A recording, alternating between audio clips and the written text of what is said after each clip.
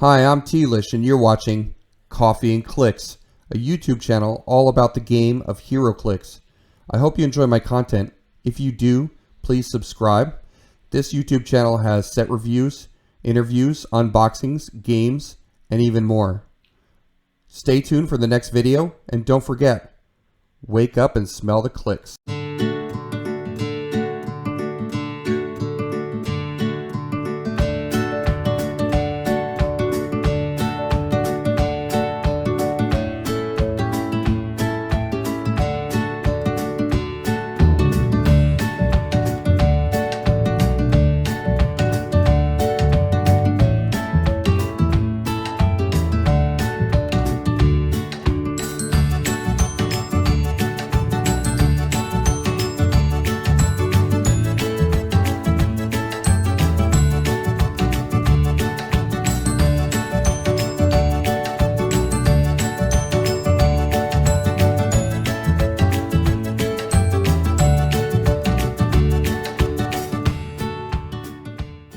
Hi, I'm Tealish, and you're watching Coffee and Clix.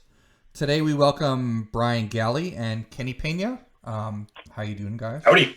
Doing well. We're welcoming them back to another set review, where we're going to be doing a set review part 1 for Avengers Forever, Marvel Heroclix Avengers Forever. So I just want to remind everybody at home who's watching the grading scale. So we have a grading scale for our set reviews. It starts with herbal tea, which is a 0. It's a figure that puts you to sleep, and then gradually getting better to single espresso, which is a figure that's not really impressive. It would be a 1. A double espresso would be a 2, and that's an impressive or a second tier figure. And then the top tier figures would be triple espresso or a 3. So you have a grading scale of a 0, 1, 2, or 3. And we're going to be looking at figures in terms of how well they do in sealed and also from a competitive aspect. So thanks for joining us. Thanks for joining me, Brian and Kenny. Let's get started by taking a look at the first for the first figure in the set number Avengers Forever set number is 001, Captain America. He comes in at 90 or 45 points. And he is at 90 points. He has 5 range with 2 targets, Avengers team ability, 10 speed with running shot, 11 attack, 18 defense with toughness, 3 damage with outwit. He has a host of different keywords: Avengers, Howling Commandos, Invaders, Past, Shield, and Soldier keywords. He has a trait: Energy, Shield Deflection, and Leadership. At 45 points, he starts with Charge and Quake and Combat Reflexes. So he has that Combat Reflexes along with Energy, Shield Deflection. Traded Leadership. He does have a Team Up card, which says, Team Up, Avengers Theme Team. If Captain America is part of the listed theme team, friendly characters with the Avengers keyword have the Avengers Initiative team ability.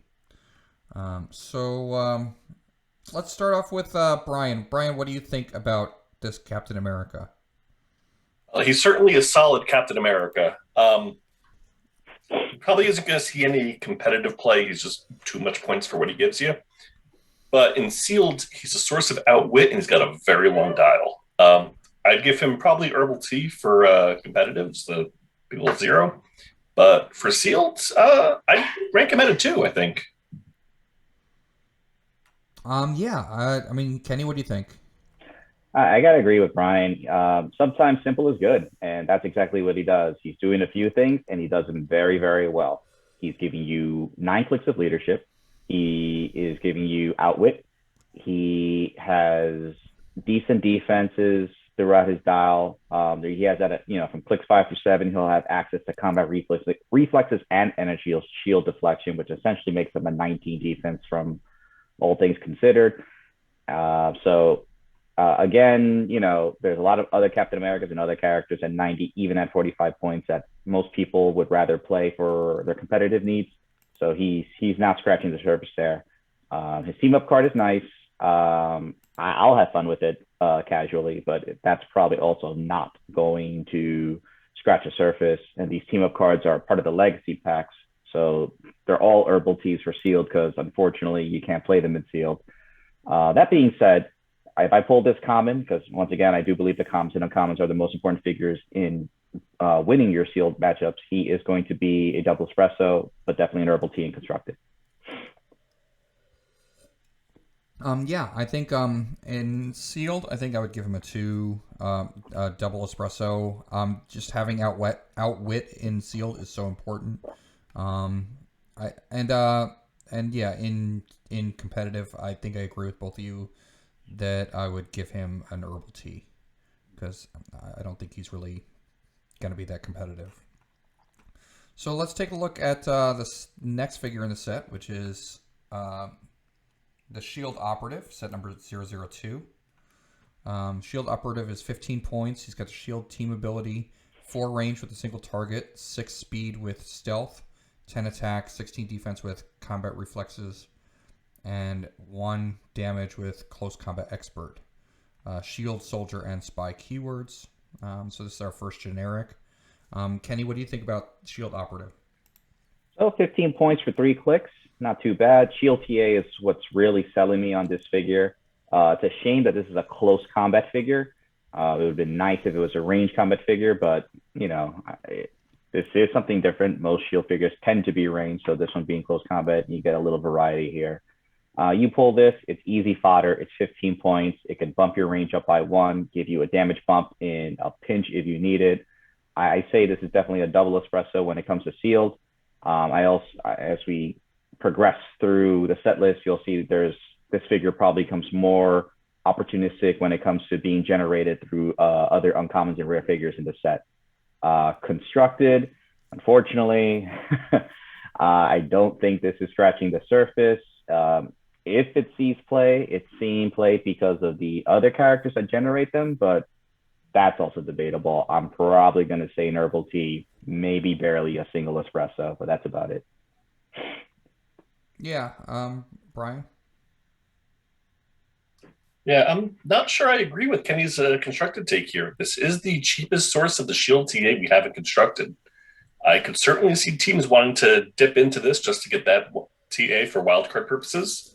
But yeah, it isn't doing much on its own. I'm thinking probably 1 shot, maybe 2, maybe. Sealed though, yeah, this figure is fantastic. Just getting that shield, that range bump, the damage bump if you need it. I mean, the damage bumps are very hard to come by these days. I think sealed, this is definitely an easy play. It'll fit on just about any team with that cheap cost and give you a little more flexibility. Yeah, I mean, I think for sealed, like I would maybe give it a 1 or a 2, but for constructed, I think I would give it a 1. I do agree with what Brian's saying about, having a cheap shield TA to copy, but I don't know if it's gonna be super competitive. But that's just my take on that. So, all right, let's take a look at the third figure in the set, which is Hydra Agent, set number 003. Hydra Agent has the Hydra team ability and is also 15 points. 4 range with a single target, 6 speed with running shot, 10 attack with pulse wave, 16 defense, and 1 damage. And later on, it gets range combat expert, but it starts with just 1 damage vanilla. Brian, what's your take on Hydra Agent? I mean, very similar to the Shield Agent we just looked at, but Hydra is just, I don't think, quite as good as Shield TA. I don't think teams are really clamoring to have access to that, so probably Herbal Tea for constructed. But again, in Sealed, it's a cheap, easy modifier, the -1 for the defense. And if you can get your positioning right, Pulse Wave isn't bad. Yeah, I mean, the pulse wave is very interesting. Sorry, 2 for sealed. 2 for sealed. Okay, yeah. Kenny, what do you think?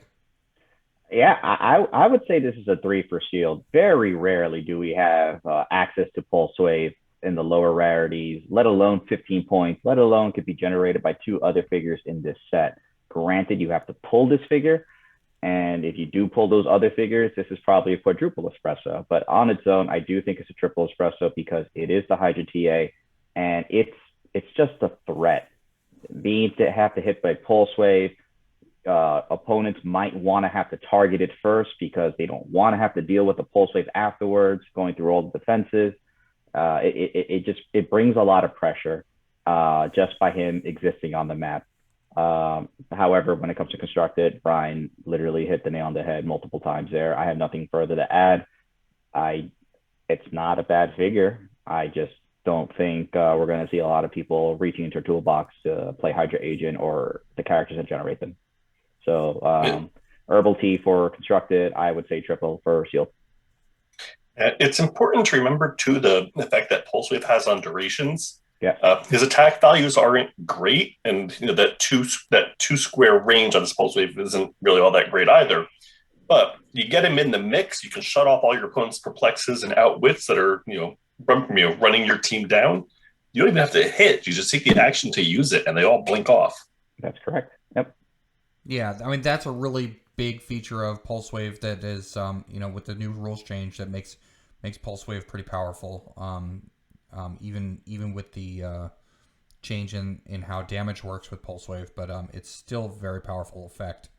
Very useful power. So, Hydra Agent, I would give it a 2 for Sealed. I think. I mean, with the 4 range and the 6 speed, it's a little bit hard to get in position, but I think the fact that it could be generated by other figures makes it really good. So, all right, so let's take a look at the next figure in the set, which is Winter Soldier, set number 004.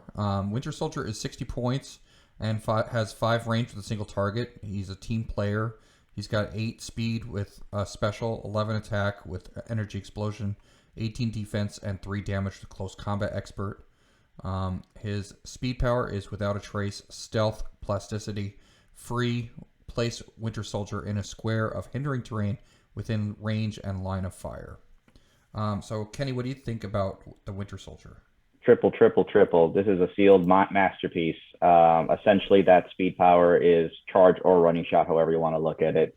You can get in someone's face and you can hit them for 12 attack, 4 damage. You can get in position and shoot them for energy explosion, dealing 2 damage to everyone within sight, or just 3 damage for a single target. 60 points, 6 clicks, hard to hit, easy to break away because 1, he has plasticity, 2, he could just literally place himself away from you. So he has all these options. He has so much mobility. And the cherry on top, he's a team player. We just saw 3 different figures right now: Avengers TA, Hydra TA, and Shield TA. And guess what? He could be any one of them just by taking the free action for team player. So, and he's a comet for 60 points for this package. You pull him, he might be your primary, maybe your secondary attacker. Triple espresso all the way when it comes to Sealed. You pull this figure, you play him. Constructed, it's a crazy world we live in where so many things are so good or fringe, or you could almost play whatever you want to Constructed and have a lot of good success. So that being said, as great as his kit is, he's probably a single espresso at best when it comes to Constructed. I just don't see, for 60 points, with everything else he can get going for it, him going to break through and be there. But listen, if he's on the map, he could do work. That's all I'm going to say. Yeah, not much to add to that, really. Easy triple espresso for Sealed. This guy can carry your Sealed team. Just immense damage output, immense placement and flexibility. It's a common. You could get 2 of him. Yeah. But I don't see him making a splash in Constructed, unfortunately. I mean, what about I guess the odd case where you're playing a map with not much hindering on it? Does that matter too much, or? That's certainly something to watch out for. But he does have some really good keywords. Hydra, Soldier, Thunderbolts. We're going to see a lot of in this set. Yeah. You do want to angle for the team to guarantee the hindering. If your opponent takes you somewhere without hindering, obviously that's not great. But he's still got good damage values. And 5 range isn't terrible. If I remember correctly, the maps are, one is the Hydra base, which does have a whole bunch of hindering in it, or blocking to create hindering. So I do think there's options there. for him to play around in the grass. Yeah. I don't recall either side of the maps being so wide open or clear where he can't utilize this. And that is worth noting too. He does have the 3 damage needed to break down blocking terrain. He doesn't need to be in the hindering to place himself. So if there's a wall or a script block terrain, you can always shoot it out and then just boop him over there. Yep. Or someone else could do it for him, and then he's like, "All right, thanks, guys," and he leaves without a trace. Yeah. So I guess I'd have to agree with the guys about Winter Soldier. He's pretty good in sealed for sure. So yeah.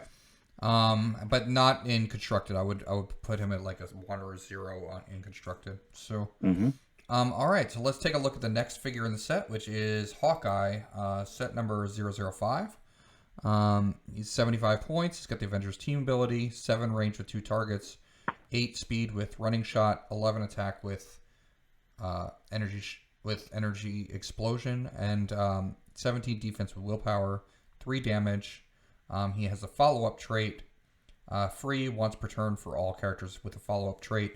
Make an attack using Hawkeye's printed combat values, but only to target a single character hit with an attack made by another friendly character with the Avengers keyword. Kenny, what are your thoughts on Hawkeye? So Winter Soldier for 60 points was a nice, good package. He had the stealth to cover him. Hawkeye, he has a longer dial. He's 15 more points. He does bring more oomph, but he doesn't have the defensive measures as Winter Soldier. He's still someone you want to play, but you have to be a little bit more careful with Hawkeye because that 17 willpower up front, yeah. And, if he gets hit onto click 4 with an 18 naked defense, it's very easy. You could blow past his super senses and not have to worry about those crazy attack and range combat expert on his end dial.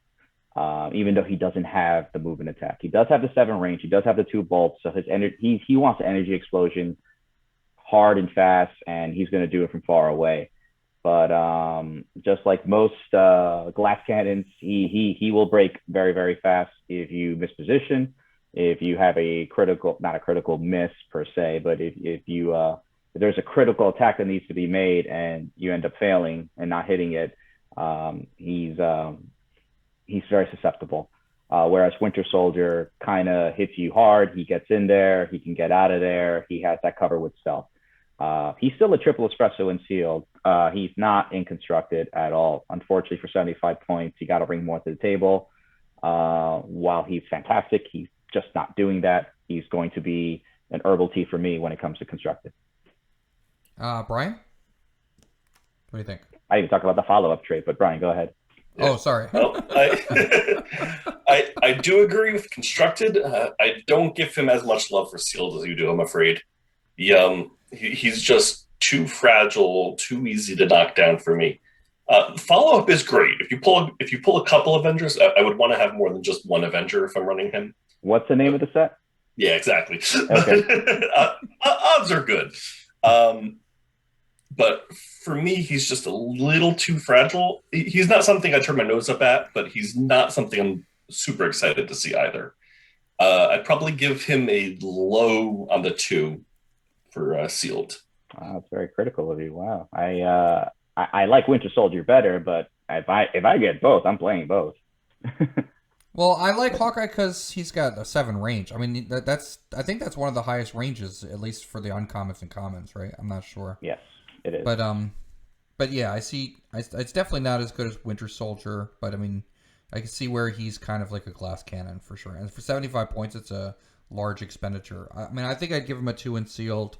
But I mean, if you could find something, I think I agree with Brian. Like, if you could find something better, that's also a 2 in sealed for the same number of points, I think maybe there's something better that could be used. But yeah, I'd give him a 2 in sealed, probably a 0 in competitive. Mm-hmm. All right, let's take a look at Falcon. And Falcon has a team-up card as well. So let's take a look at his team-up card. So Falcon is 5 range with 2 targets, 50 points, 10 speed with charge, and he's a flyer, 11 attack with quake, 17 defense with energy shield deflection, 3 damage. He has improved movement characters, He has a trait that says aerial combat maneuvers, super senses, but succeeds on a 4 through 6 for range attacks, succeeds normally for close attacks. And then his team up card says team up with Captain America. If the listed friendly characters on the map, Falcon has free make an attack, but only to target a character that was hit by a friendly character named Captain America this turn. So, Brian, what are your thoughts on Falcon? For me, he's an easy 3-shot for sealed. He's cheap. He's got good mobility, good damage values, and you're very unlikely to get shot up before he gets in there and starts doing work for you. Obviously the team up doesn't matter for sealed for obvious reasons. Constructed though, I could maybe see some fringe team using him and Cap. Probably only a 1-shot for constructed though. Kenny? So for 50 points, he really is a taxi that's hard to hit. He has 5 range, he has charge, quake, but he has ESD, which means once he gets in there, his defenses is low. Now, granted, he does have traded super senses, and it's better when it's from range attacks, but at some point when he wants to make an attack, he's given up that defense. I don't like that. There aren't many flyers in the commons and uncommons. I think there's a total of 6 or 5, which is not barren, but it's something to consider, and you probably have to weigh a little bit more heavily when considering sealed for this set. So, I will give him a double espresso here. I'm not as big on him as Brian is. But if you really do need a flyer, he does enough beyond that to be worth the points. Constructed, I think Brian was being nice and generous when it comes to team up. Be right back. It's a nice effect. I like how the team ups definitely have taken a step up in desirability and usefulness. But I don't want it on this Falcon, unfortunately. And I just don't see him scratching the surface when it comes to constructed. So it's going to be an herbal tea for me when it comes to Falcon here. If you're desperate for a flyer, he's a double espresso. If you're not desperate for a flyer, I think he's a single espresso. In sealed, right? In sealed? Correct. In sealed, yes. Yeah, I mean, I think I agree with Kenny on this one. I mean, Falcon, he's a good charge piece for 50 points. He does have that 2 targets. He does have 2 targets, and he does have quake, so it could be useful in certain situations. But you're right. Once he gets in there, he's kind of fragile. And also, if you need a flyer to carry people around, I think that will help. But if you have flyers on your team and you don't need him, then triple espresso on click 3 and 4. By the way, if you can find a way to get to click 3 and 4, now we're talking. Well, if you get to click 3 and 4, keep in mind he also has improvement characters, so he can break away automatically. Oh yeah, he does. He's with perplex and all that stuff. Yeah, that's where I really like him. But unfortunately, it's very hard to control how much damage you take. I will say from my pre-release experiences, though, a lot of this set is lower on point values. It's very easy to wind up with a swarm team, and getting that flight is crucial. I agree. That's why I think when it comes to wing symbol and all that stuff, that's why I'm weighing them a little bit heavier and here. But if there was a lot of flyers in this set, he's just not doing it for me. Okay, let's take a look at the next figure, which is Mindless One. Ooh. He's 15 points. He has the Mystic's team ability, 4 range with single target, 6 speed with plasticity, 10 attack, 16 defense, 1 damage with empower, monster and mystical keywords. I mean, is this like the new Moloid? What do we think about this figure? Brian, what do you think about Mindless One? Triple espresso for constructed and sealed both. You get yourself Mindless Ones and get as many as you can. The keywords are great, empower is great, but really 15 points for Mystics is phenomenal.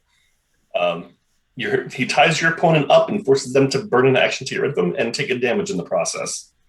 That's you can't ask for more for 15 points. Yeah. Kenny?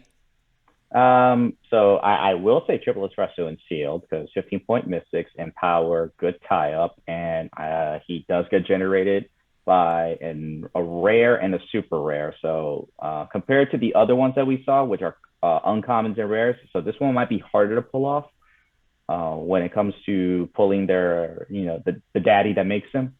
That being said, he's generated by an uncommon as well. Oh, I thought Mordo was a rare. Okay, well, my mistake. No, Mordo's a rare. Mindful one is an uncommon. Oh my god! Yes, he gets generated by an uncommon, a rare, and a super rare. So yeah, there you go. He's actually better than the other three in my opinion now. Empower, obviously, not as sexy as enhancement because it requires you to get close up. But man, if you get a bunch of these or you get generated, you need to break a wall in a punch. You're just next to a buddy. Here you go. Here's the +1 damage. Damage modification is always welcome in any shape and form. And for 15 points, if you one-shot him, you're taking Clix. If you can't one-shot him, you're taking 2 unavoidable damage. You can't sneeze it after 15 points. Triple espresso, easy sealed fodder filler. If you're trying to do math and the points aren't adding up, he's 15 points is a great point value for that. For constructed, I do like that Dormammu a lot. I do think he's a fringe competitive figure. I will say mindless ones just because of that is most likely going to be a single, maybe a double espresso. For casual play or for theme team nights or funsy things, Brian's hitting it on the money. I want 20 of these guys. I want as many as possible. I want the field to be as mindless as possible. So if you want to have a fun time and just, army swarm, this is a fantastic figure that does it. Yeah, I would say 3's all around for me, and mindless one. I think it's a really good generic, probably one of the better generics from the set. Yeah. So let's take a look at the next figure, which is Gorilla Man. Oh man, 60 points. Avengers team ability.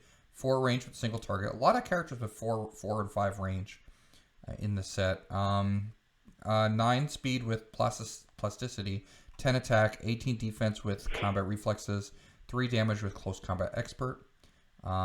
Agents of Atlas, Animal, Avengers, Shield, Spy, Wakanda, and Winter Guard keywords. So we do have a sub-theme of Winter Guard in this set. And our first Animal. We have improved movement, elevated, and characters.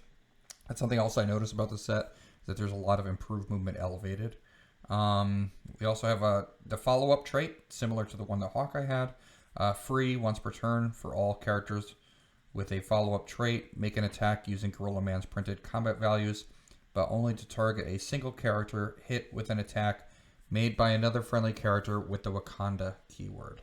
Brian, what are your thoughts on Gorilla Man? He's a tricky one to pin down for me. The 9 speed is pretty good.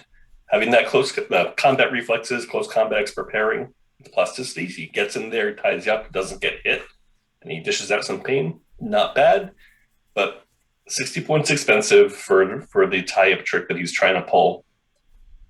If you don't have other Wakandas to make the follow-up trait worth it, I'd probably give him just a one-shot. If you got lucky, you pulled a bunch of Wakanda people, and you can really make follow-up sing for you, 2-shot for me. Constructed, though, he's not doing it. I'd give him a herbal tea there. Kenny, what are your thoughts? So listen, for 60 points, we saw how the Winter Soldier was 6 clicks and didn't have insane damage values. I mean, he had good damage values. Gorilla Man is outshining him in the damage value department. However, the mobility department, yes, 9 movement, he gets in there, but he doesn't have running shot. He doesn't have an ability to place himself and do something, blah, blah, blah, blah, blah, blah, blah. Unless it's a follow-up with Wakanda, but this isn't the Wakanda Forever set. This is the Avengers Forever set. So yes, there's Black Panther and maybe a few other Wakanda keyworded characters in here, but it's not flush with them compared to the Avengers keyword that Hawkeye has for his follow-up. So this is definitely this is a difficult pony to ride when it comes to piling him correctly. But he, for 7 clicks, he's not a bad pull if you need to play him, if you want someone who's a little hardy and can take a hit. But he's probably not going to be the popular choice, and people probably get frustrated with him because Well, if you don't have move and attack, people tend to shun on that figure, and that's a shame, unfortunately, because that's not always true. He does have back end regen. He does have 4 damage on the back end. He does have Battle Fury and Flurry to get around shape change and other things like that. There's a lot of cool little tricks here and there, but it's a difficult thing to pilot. I do think he'll probably be a single espresso when it comes to sealed, and when it comes to constructed, he's definitely an herbal team. Yeah, I would put him at a 1 single espresso for sealed, herbal tea for constructed. I do think he's a interesting tie-up piece, but for 60 points, I don't think he does enough unless like Brian said, like you have a bunch of Wakanda figures on your team. All right, so let's take a look at the next figure, which is set number 009, Patriot. And Patriot does have a team-up card also. Patriot is set number 009. He's 40 points. He's got the Avengers team ability, 4 range with single target, 8 speed with charge, 10 attack with quake, 18 defense with toughness, 3 damage, soldier and young Avengers keywords. He has trait, young Avengers assemble, defend, and leadership. And he also has that for the team up card is if a Patriot is part of the listed team, he has if 3 or more friendly characters with the Young Avengers keyword are on the map, the first time each friendly character would be KO'd, instead turn them to their last non-KO click, then roll a d6 and heal them equal to half the results protected pulse wave. So that seems interesting and fun for a Young Avengers team. If you're playing casual, you're playing a Young Avengers team. It's pretty cool. Kenny, what do you think about Patriot here? He's not bad. He's traded leadership. He's traded defend. So that's 2 leaderships that we've seen, Captain America and Patriot. He's 40 points, so he's pretty cheap. But he's probably a single espresso for me.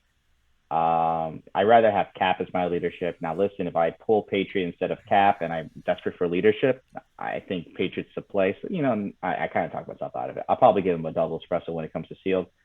The team up card is really cool when you want to have fun, casual night. You want to play Young Avengers. It's the living legend trait from the Captain America and the Avengers set that all the Captain Americas had given to the Young Avengers here. I think that's a really cool way to make the Young Avengers be desirable to at least be played, sought out for, and have fun, whether it's a kitchen table game or a hobby night game. But yeah, this character is not being competitive anytime soon. He's definitely a herbal tea for me there. Brian, what do you think? Yeah, he's a 2-shot for me in sealed. Like I said, he's not the leadership I want to see, but he's certainly not a leadership I would turn down. I mentioned before, a lot of the CUR in the set is very low cost. In sealed, you're probably going to have more than 3-4 figures. Getting that extra action is crucial. Its leadership is almost a must-run for sealed in this set.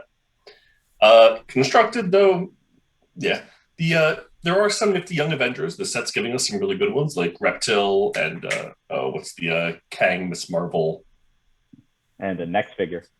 Yeah, whatever the fusion is. Oh yeah, speaking of speed, yeah. I could see definitely a funsy, casual night build with this. Absolutely. So maybe one shot for constructed. Yeah, I think maybe 1 shot for constructed and 1 shot for sealed. I'm not really. I don't think he's super good, but like he is a fun piece. With the team up card, he's fun. So, and he's a cheap leadership. So, So let's take a look at. So I just wanted to stop for a second. Just if you're watching at home, don't forget to subscribe. I really appreciate it, and keep tuning in for these set reviews and other content that we have on Coffee and Clix. So I really appreciate all your support. So let's take a look at the next figure in the set, which is set number 10, Speed. Another Young Avenger, 45 points. Avengers team ability, 0 range with a single target, 8 speed with hypersonic speed, 11 attack, 18 defense with super senses, 3 damage with shape change. Speedster and Young Avengers keywords: improved movement, elevated, and has a speed power that he gets later in his dial. Is that right? I think on Clix 2, 3, and 4 in the middle dial. Yeah. Clix 2, 3, and 4. He has free roll d6, move speed, a number of squares up to the result. So all right, Kenny, what do you think about speed here? I like him a lot on Clix 1 and 5. I don't like him a lot on Clix 2, 3, and 4. So it's a mixed bag for me. But for 45 points, having 2 rollouts when it comes to being attacked, being able to cover 1/3 of the map in length with hypersonic speed, ignoring elevated, and having these rollouts and solid numbers. He's a double espresso for me. There are a bunch of plasticity figures in this set. We just saw Gorilla Man, even though probably no one will play him, but he does exist. We saw Mindless One, so once he gets in base with you to make those attacks, you know, that 50-50 rollout, well, it's risky. Then again, he has the rollouts. He has super sense and shape change, so he's really good. He's everything you would want in a hypersonic piece when it comes to efficiency and the combat values that you would need. That's not my preferred playstyle, but you know, again, in sealed, if this is what I pull and that's what I need to do, that's what I'm going to do. I do think it's a double espresso. I do think he can be triple espresso worthy, but I'm going to say double espresso because once I hit a Mystics figure or once I take damage and I'm on those middle clicks, even those middle clicks are not worth 45 points. It's all about clicks 1 or 5, and that kind of scares me a little bit.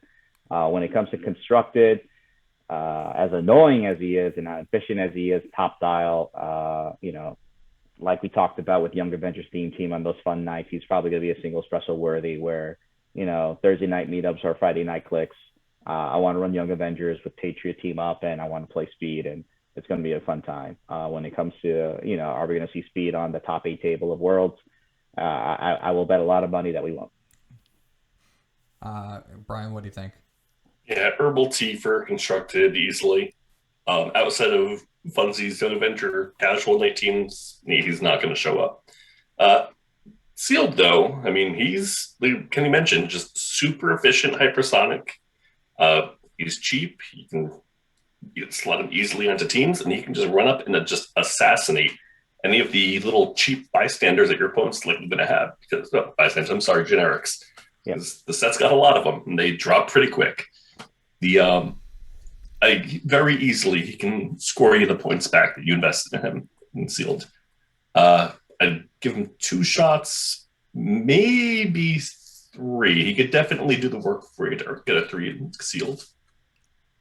Yeah, I noticed that the generics in this set are 3 clicks long instead of, like in the last couple sets they've been 4 clicks long, which it makes them a little bit easier to go down. I mean, speed can definitely do that with his hypersonic. He can just go there and take out a generic, or deal 3 damage to something. You know, deal a quick 3 damage when you need to. He can also kind of keep your opponent at bay because he has that long swing. So if your opponent is being cautious about trying to get hit or avoiding getting hit first, he has that like 8 square swing. I mean, I don't know. I mean, that might not be true because there's a lot of figures with range also in the set, so that it was a longer swing. But I like the speed. The only thing is, like what Kenny said, I kind of wish that he had some way of breaking away a little bit easier, because he's just going to get in there, get his 1 hit in, and then he might get stuck there. If it's Mindless One, it's called Kill the Mindless One. Yeah, it's called Kill the Mindless One. Gorilla Man is a little trickier, though. Yeah, so I would give him like maybe a 1.5 in sealed and a 0 in constructed for me. Let's take a look at Astral Doctor Strange. It's another generic. 15 points. No team ability. 4 range with single target. 6 speed with phase and teleport. 10 attack. 16 defense with super senses. 1 damage with enhancement. Mystical keyword. These are the astral projections that Doctor Strange emits. Brian, what are your thoughts on Astral Doctor Strange? Well, the other generics we saw this far have at least some offensive capability, some ability to, hurt the opponents, even if it's mindless one, just dinging the mystics. 10 attack, 1 damage ain't that. They don't have move and attack. They don't fly, so they can't carry one. They just phase around and be a little obnoxious. That said, they're certainly not useless in sealed. Enhancement is really good to have access to. So long as you pull a good range attacker who can make use of it and some sort of taxi to keep Astral Strange, where you need it to be. I give him a 1-shot in sealed, but like I said, if you pull the right figures to match up with him, he could do 2 shots worth of work. Constructed, there are figures that generate him, and some of those might see play, but he's not going to see play on his own. And Kenny, what do you think? Yeah, I mean, what more can I really say? This is not the offensive utility isn't there. Enhancement is. In a way, I guess it's better what Shield Operative does, where you don't have to commit the power action for that damage bump, and Astral Change just kind of does it for you. But that's about it. Yeah, Super Senses is nice. Yeah, it could be annoying. It could be a little tie up. I've known I won sealed matches having 30-point vision tie up the 195-point Strange Supreme and just super sense out of so many attacks that I was able to take out the rest of the team. Not something you want to bank on every match, but every now and then it'll come in handy. He's probably going to be a single espresso. I do think he gets a little better with the other mystical characters. I think Wong has some really good Cole interaction with characters with mystical keyword. So Astral Strange stock might go up a little bit, but if you're relying on another figure to be pulled and you pull this one, good luck. I'm going to say single espresso. He could be a double espresso if all the cards fall in the right places. Brian also very, 100% agree with him. Constructed, it's just not there at all. Yeah, I would say single espresso in sealed, unless everything works out for you. In constructed, I might say a 1.5, just because I could see him being like filler for like a mystical team. But I mean, there might be better options out there too. I mean, mindless one might be a better option as filler. But a lot of times mystical teams use range, so I don't know. Maybe I don't know, but yeah, she's just not he's just your very cheap enhancement piece, and that's pretty much it. It would be better if he had mystics like mindless one. Oh yeah. Oh, if he had mystics, yeah. 3-shot and sealed easily. Yeah. We'd be having a very different conversation if that was the case. Absolutely. Yeah. All right, so let's take a look at the next figure, which is Black Panther.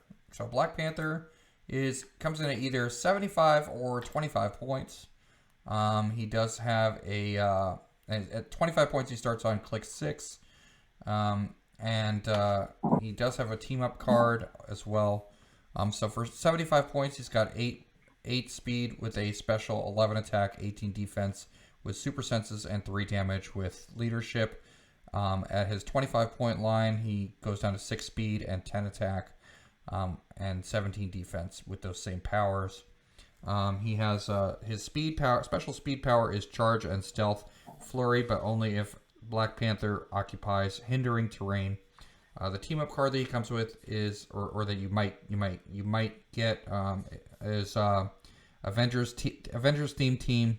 If Black Panther is part of the listed theme team, friendly characters modify defense +1 if they are closer to your starting area than any other starting area.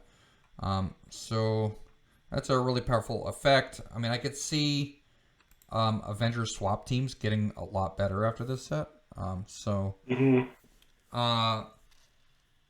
Kenny, do you want to talk about Black Panther? Oh, sure. So this is our third source of leadership, but this one's not traded. However, this one's at 25 points. This is also our first, I guess, in a way, flurry figure. I know Gorilla Man had it in the middle of the dial. Black Panther potentially could have it at the start, but he does need to occupy hinged terrain.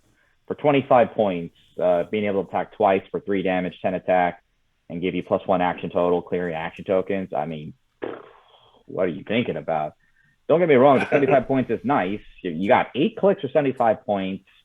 And it's a soft dial when it comes to, it's no toughness, there's no reducers, but trying to hit him, especially in stealth, is going to be quite obnoxious. So if you really want to play him 75 points, I wouldn't think you're crazy. I really do think the optimal play here is 25 points because we already seen so many other commons and uncommons that at the point value that he offers at 75 points can do something similar where you don't need Black Panther at 75. So I really do think he's an easy triple espresso at 25 points. He is probably a double espresso at 75 if for some reason you could not pull other commons and uncommons that gave you offensive capability. For constructed, I do think he's a triple espresso play, not because of the character, because of the team up. Pretty much half the map, it's real estate for you for a +1 defense as long as you play this Black Panther, and he's only 25 points. That is very easy to build around. It's very easy to include in your build. That might get in the way of the swap teams because now you can't have characters sharing the same name. So I can understand that being a obstacle, and maybe that's the only reason why he isn't an automatic play. But the team up effect is definitely there. There's a lot of different characters with Wanda Maximoff from Disney Plus is a 19 defense for 45 points, who I think is a phenomenal figure that nobody plays. And there's a lot of those. You play her at 45, this at 25. You have an Avengers team. Essentially, as long as you're adjacent to one another, that's 20 defense, as long as on your side of the map. That's something to sneeze at here. There's a lot of potential here. He's a triple at 25, a double at 75 for sealed. I do think he has triple espresso potential when it comes to constructed because of the team up card.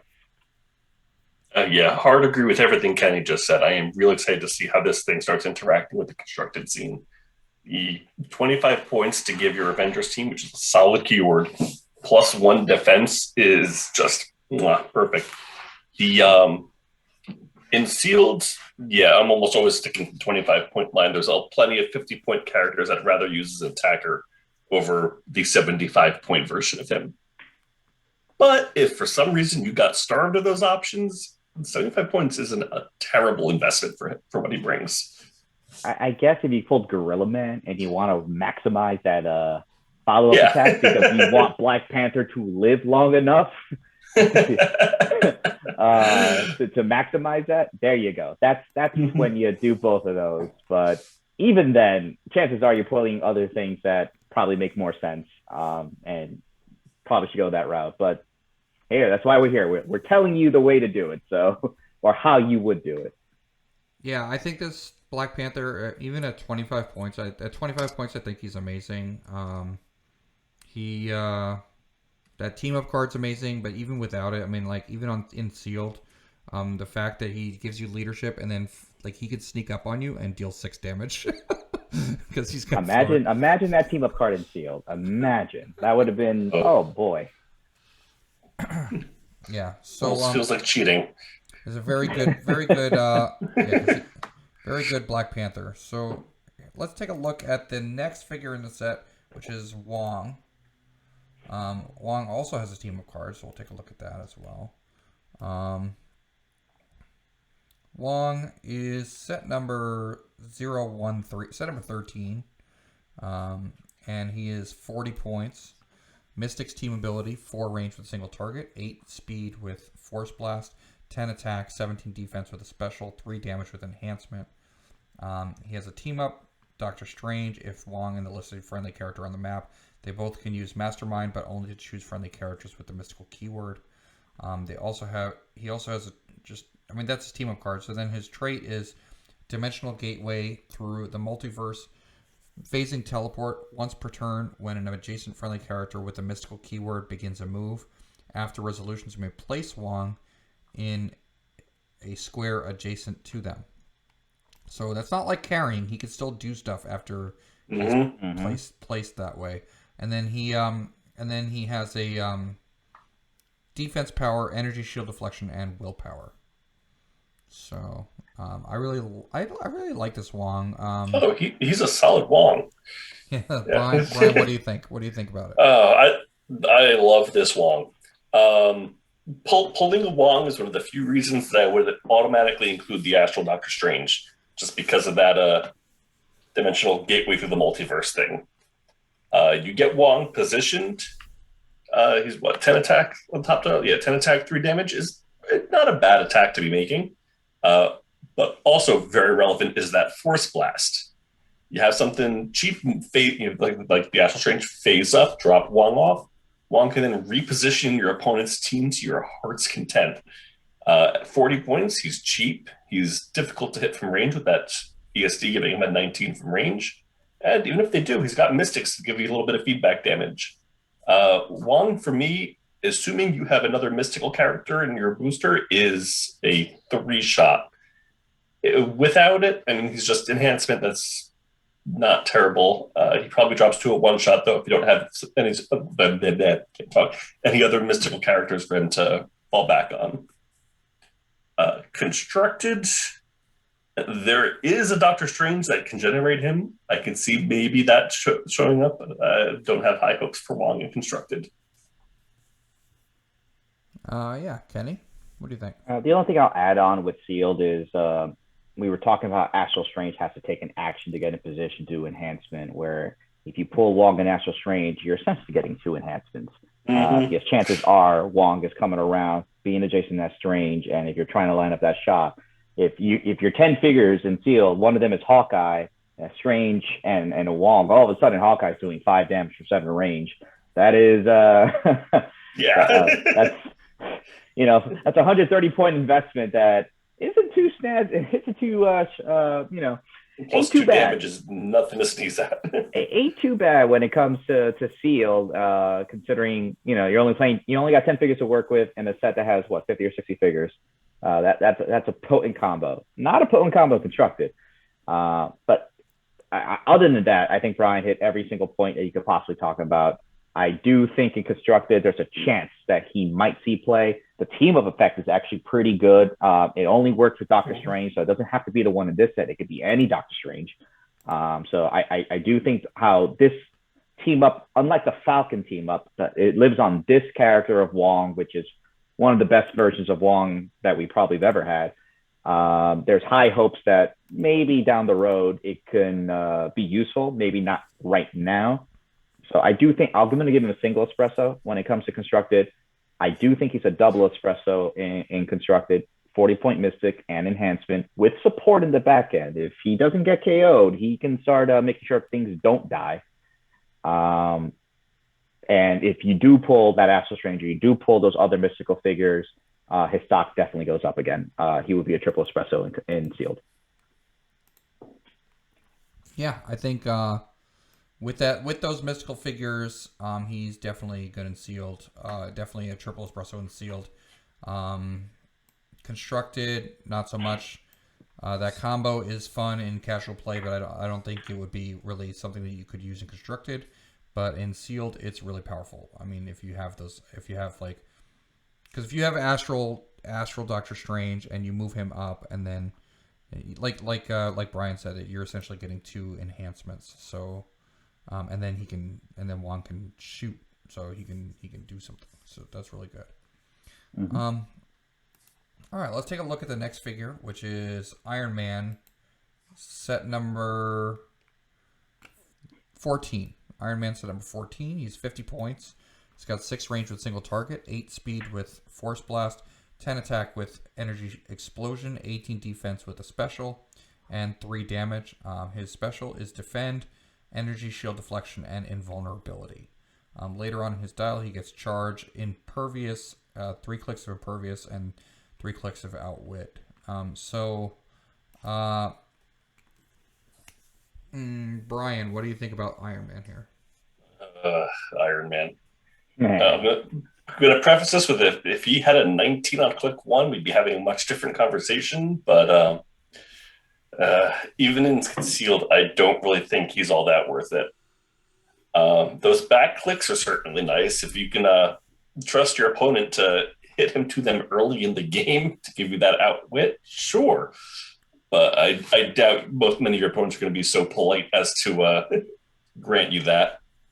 I give him a one shot in sealed because maybe you can make use of that range and the energy explosion. But as far as constructed goes, herbal tea. Yeah, Kenny? What do you think? Okay, so this is not the sexiest Iron Man ever. And in constructed, he will be in the darkest of darkest pits of your toolbox if you even go to own him. So let's just get that out of the way. Yeah, and maybe someone somewhere will just, for the giggles, use him as 50 points for an Avengers swap. Listen, he is the dusted, herbal leaves when it comes to constructed. He's not even tea. He's a tea bag. However, and Brian might disagree with me here, for sealed, he's doing things that not many commons are offering. We've seen Falcon as the only flyer. Iron Man flies. We see that he has 18 defense, energy shield deflection, and vulnerability. And we've seen no figure so far other than Hawkeye at back end with penetrating damage. And we've only seen, I think, 2 characters that have outwit. So this Iron Man's defense power can actually hold up a little bit. And if you do get hit, Clix 4, 5, and 6 is kind of where you want him anyway, because now he gets to move in tech. Now he gets his own outwit, and he still has access to impervious. So I'm not going to sit here and say that this is a triple espresso. I'm just trying to offer my perspective of how this figure actually can be useful in the sealed environment within this set. I do think he's a double espresso. I like him better than Falcon, but I'm not. I'm not making bets on either of them. But I wouldn't go so that far. But we need flyers, so if you get both of them, you have a tough choice because I don't think you want to play both of them. You have to play one or the other. I'm just letting you know, Falcon does X, Iron Man does Y. I think I would lean more Iron Man. That's my choice, but I'm not going to sit here and say Brian's crazy if he leans more Falcon. I don't think he would say I'm crazy either if I lean more Iron Man. So I'm going to say he's a single espresso. If you're desperate for a flyer, just like Falcon, he's a double espresso because there's different tools that they're bringing to the table, and they're both competing for that taxi role. Well, I'll give you, he's got good defense. He is a solid defensive figure, probably one of the best ones in the set as far as we've seen. But to me, defense doesn't win you games. Sometimes you need it. It's nice to have it. If you had if all your figures were just willpower and super senses, that's not good either. There's balance, but I get you. I hear you. Yeah. I mean, I could see him being used as a tie-up, like a taxi and a tie-up. Mm-hmm. Yeah. Also, force flash energy explosion. That's quite obnoxious. That it is. All right, so he has to get in position though, which is going to be difficult for him. There's no TK we've seen so far, so that's going to be rough. Yeah. Oh, and I also like that they are using the Illuminati keyword in this set more and more. I see him. And these are low point Illuminati, so you can definitely use those in casual games. So we have our next figure is Mantis. Oh my heart. Mantis, 25 points, 4 range with 2 targets. Guardians team ability, 8 speed, 10 attack with incap, 17 defense with super senses, 2 damage with perplex, and rally 2 friendly attack rolls. Free when remove one of Mantis's rally dice to remove an action token from a friendly character within range and line of fire. So, if you do roll those 2s on your attacks, you can remove tokens potentially from your team. And she's basically just a cheap perplex, in my opinion. I mean, what do you think, Kenny? Oh, she's triple. She's a triple espresso because she's a 25-point perplexer. You can take everything away from her dial and her trait, and for 25 points, 4 clicks, and you can't mess with her combat values because of the Guardian's TA. So if you perplex her up to an 18 defense, they need to hit that 18 defense. Those Hydra guys that we saw earlier, that doesn't work on them. So there you go. That being said, she's doing a whole bunch of other stuff. She has super senses. She is a 4-range double incapper for 25 points. Again, I know people don't like incap, but guess what? Incap will win you games if you know how to use it properly. And she is at that point value where if she has people in her sights and there's actions being available to her, why wouldn't you use it? And I even talked about the rally, which is a lovely rally effect. That is so amazing. Unfortunately, you kind of have to roll poorly in order for you to use it. But I guess that's the risk reward here where, oh, you missed an attack, you rolled a 2 and a 1. Well, I'm going to remove an action token from someone within range and line of fire. It doesn't have to be the character that actually made the bad roll. It could be someone else that's way more useful.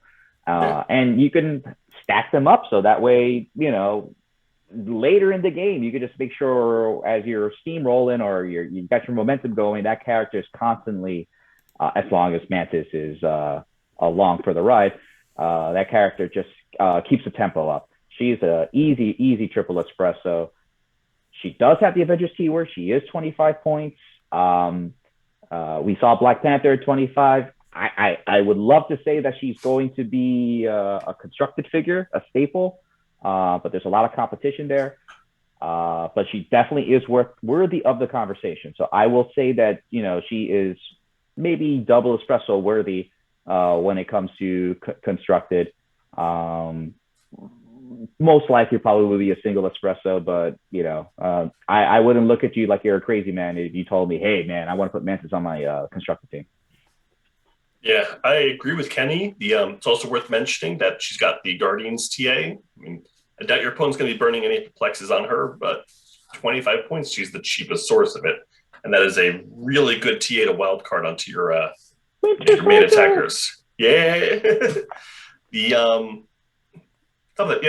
Incap with 2 targets. It's easy to write off incap if it's a single target because you're burning one of your actions to maybe deprive your opponent of one of theirs. But if you can multi-target with incap, you can really start putting a dent into your opponent's action economy. Grind them down and just win the game while they're still trying to clear off all the tokens. Yeah. And if she misses, cool. She probably just stocked up a rally die that she's gonna burn to take her own action off. Easy triple shot sealed. And like Ken said, give her a double shot for constructed. Yeah, I mean, I could see her being like a 1 or maybe 1.5 in constructed, but I definitely think a 3 in sealed for sure. But I mean, you know what though? Like, what puts her over in constructed, maybe puts her at a solid 2 is that Guardian's team ability, because like what Brian said, you can copy that, and I that's something that isn't really done a whole lot, but there haven't been many cheap options for Guardians that you can copy, so this is a good first one. Emotional modifier is a popular thing, and being able to just say I don't care about your -1s. Yeah. All right, so let's take a look at the next figure in the set, which is so this is the last comment in the set. This is set number 16, Wonder Man. Wonder Man also has a team up card, and he has an optional trait. So for 65 points, Wonder Man has Avengers team ability and Masters of Evil team ability. 0 range for a single target. He's a flyer. He's got 10 speed with charge, 11 attack, 18 defense with invincible, 3 damage with outwit. His optional trait says for an extra 5 points, when Wonder Man would be KO'd, you may instead replace him with set number 27, Wonder Man on click number 9. Then roll a d6 and heal him equal to half the result protected pulse wave. And his team up card is with Beast. If Wonder Man and the listed friendly character are on the map, they both modify attack and damage +1, which is pretty cool definitely for casual play. Getting Beast with Wonder Man. There's a lot of beasts too. Yeah. Mm-hmm. We got some good beasts. I have a question though, a rules question here. With Wonder Man, and his optional trait. Let's say he comes. Let's say he gets replaced, and then Wonder Man set number 27 comes in on click number 9. And I believe that Wonder Man is 100 points. When that Wonder Man gets KO'd, how many points are scored? 100 points. A higher point value. Okay. Yeah. So is that worth it to play in sealed if you pull both of them? Well, it is optional.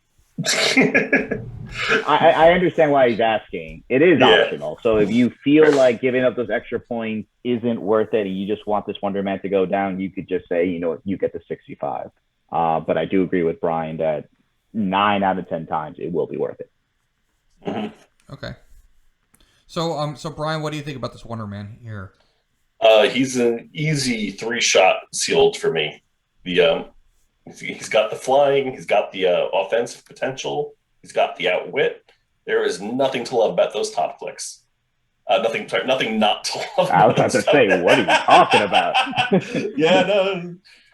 As he gets beat up a little bit, he does start losing a little bit of luster. The outwit goes away, but towards the back end, he picks up combat reflexes, charge. He's got full battle charge. The close combat expert, so he can still keep dishing out damage. He's got Masters of Evil, which not the greatest TA, but get him in there. You can help support the rest of your team, dropping their opponent's defenses down. Certainly not a bad thing to have. Then, if you get lucky, you pull him and the Uncommon both. We'll get to the Uncommon, we'll get to him, but that is serious longevity for the points. Kenny, what do you think? So he's our 3rd flyer, and he's our 2nd outwitter, and all in the same package. 15 more points versus the other 2 flyers that we were already kind of hesitant on. This is the one you want to pull. So this is the character that you want to pull. He also has Invincible, even though there's not a whole lot of penetrating damage that we've seen. I do think in the higher rarities there is more of it, but you don't pull as many, or you don't see as many as the high rarity figures when you're doing a 3-round sealed event at your local store. So for 65 points, this is a great package. This is the guy you want to be your taxi. This is the guy that you want to be your outwitter. This is the guy you want people to focus in on because they're like, I don't want him to be on the map, but I don't know how to take him out. The Masters of Evil works well if he carries a mindless one. Now the defense is dropping down. The mindless one is giving you an empower. Now you're hitting for 4. You can out with the defense power. Now you're hitting like a truck. Now you have 2 figures in your face, one that has Invincible, the other one, if you hit, you're taking unavoidable damage. So, there's so many, and I'm only talking about the comments. We haven't even gotten to the rest of the set. There's a lot to love about this. If you pull the uncommon, I would pay for it, 5 points, and most likely I would replace him. And we'll talk about that why when we get to the uncommon. He's definitely a triple espresso when it comes to sealed. As much as I do like him, he's probably a single espresso. He's probably an herbal tea when it comes to constructed, unfortunately. Oh, and the team of effect is quite flavorful because him and Beast and the relationship that they had over the years in the comics. And like Brian said before, there's a lot of good Beasts out there. So for those fun hobby nights, that's going to be a fun team up to see. Yeah, I agree. I mean, this is one of my more sought after commons. Wonder Man, I think he's really cool. Very good in sealed. 3-shot triple espresso and sealed. Probably not gonna see play in constructed, but no, that's okay. He's a good figure. So let's take a look at. All right, so Coffee and Clix fans. We are done with reviewing the commons in the Marvel Heroclix Avengers Forever set. And we're going to be taking a look now at the uncommons.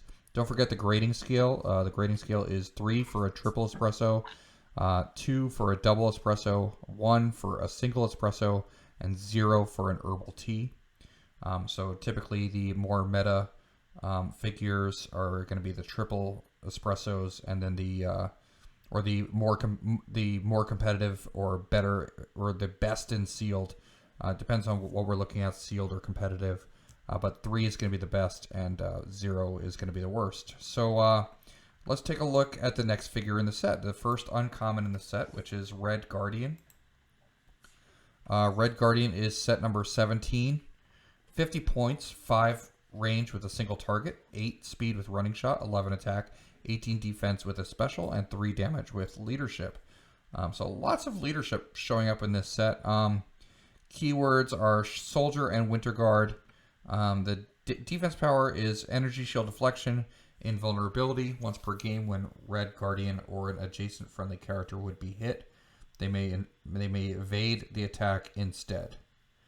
Kenny, what do you think about Red Guardian here? So, yep, this is our 4th leadership. I do think leadership is a fun thing in Seal that keeps the tempo going. That's a very good thing that you want to have. Soldier and Winter Guard. Winter Guard is a sub-theme of this set. Soldier is probably going to be the better keyword that is easy to team up with here. That defense power, though, is very good. Being able to just say, hey, you miss, is quite a big deal. Now, it could be outwitted, but as we've seen so far, outwit is not very relevant here when it comes to the commons. And I also think in the uncommons, there's not a whole lot of it either. So it's safe to say that you're going to have to deal with this. You're going to have to dance around this effect. I do think if you pull this figure and you have a lot of, I was going to say, fragile characters like Hawkeye or things like that, he gives them that extra leg to stand on. So I think depending on what you pull, this figure does get better when it comes into sealed. He has the potential to be a triple espresso worthy figure. I do think on his own, he's probably a double espresso, maybe a 1.5, to be honest. That's not to say that he's not doing cool things on his own. In constructed, it's a little cheeky. I could see somehow, some way. I know he has a team up card as well. I probably doesn't get played. I like it though. I like it a lot. It is a soldier themed team. It has to work with the Winter Guard though. Yeah, and now that I think about it, yeah, he's probably not gonna. He's probably like, I was just being, I was just trying to be creative. No, he's probably a single espresso, maybe an herbal tea and constructed. He's depending on what you pull, he can get up there in field, but if you don't pull the right things, he's an okay figure. Brian? Yeah, leadership is great. If you don't have access to leadership otherwise, he's not a bad thing to have on hand. But he's not the sort of pull and seal that I would be like really excited to be opening up. I give him a 1 shot, maybe 2 if you pull a really fragile figure you need to protect. The energy repellents certainly can save your bacon once. Constructed though, he's an herbal tea. Yeah, I mean, I could see, constructed, I think he's a herbal tea. And sealed, like, I could see him being like a 1.5, maybe. I mean, if you, like you said, if there's a figure that you need to protect, or maybe you could pull off, like, a trick where, like, you running shot, like, 2 squares away from a figure and then base them with another figure, and then that figure gets, like, a free, evasion, and then you kind of like pull some shenanigans that way. But I don't know if that's really strong enough, and you have to have good positioning for that to do anything. So I'd give him a 1.5 in sealed, and a 0 in constructed, I think. All right, let's take a look at Maria Hill. Maria Hill is it's a Red Guardian's team up card. We didn't look at that. If Red Guardian is part of the listed theme team, a soldier theme team, he has at the beginning of your turn, you may choose power or enhancement. Friendly characters with the Winter Guard keyword can use the chosen power until you choose again. Oh, that's what Kenny was talking about. Okay. Yeah. Yeah. So, all right. So let's take a look at Maria Hill, who's set number 18. 30 points and she has the shield team ability, 5 range with 2 targets, 8 speed with stealth, 11 attack with precision strike, 17 defense with willpower, 3 damage with a special. Her special is logistics expert leadership. When Maria Hill uses it and succeeds, you may instead generate a Avengers Forever set number 2 shield operative on click number 1. If a 6 was rolled, also remove an action token from each friendly character named shield operative. Okay, and then her team up card says Nick Fury. If Maria Hill and the listed friendly character are on the map, they both can use Mastermind, but only to choose friendly characters with the shield keyword. So, all right, Kenny, what do you think about Maria Hill? I like her. She's double the cost of what the shield operative is, and she's bringing more to the table, and she can make them. We know how important shield team ability is. She provides it. She has stealth, and she provides leadership. She has a way to clear them too. So if you have to use all those actions to use the shield boost up, she can reward you for that and remove them. So that way they can attack or bump up again. She has precision strike. We haven't seen much of that. So there was a bunch of super senses we've seen. She has access to a power that can help negate it. So that's always useful. I do think she's a double espresso. If you pull Nick Fury and you pull her, she is easily a triple espresso, because Nick Fury being able to pull this character out, that's getting roll leadership, pull a 30-point character out. That's not a bad thing. There's risk where she gets KO'd and you've given up 30 points. I get that, but the reward is also there. So again, there's a lot of leadership, so you shouldn't be desperate for leadership. This is our 5th figure, and she's only character number 18 in this set. You should be able to have access to the leadership that you need. If you don't and you pull her, she's going to fill the role just fine. Triple espresso, double espresso in seal, triple if you pull Nick. In constructed as a very, very cool team up effect.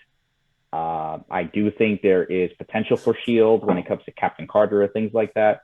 So she's going to be fringe for me. I would say it's a single espresso, maybe a double espresso in constructed, but probably single.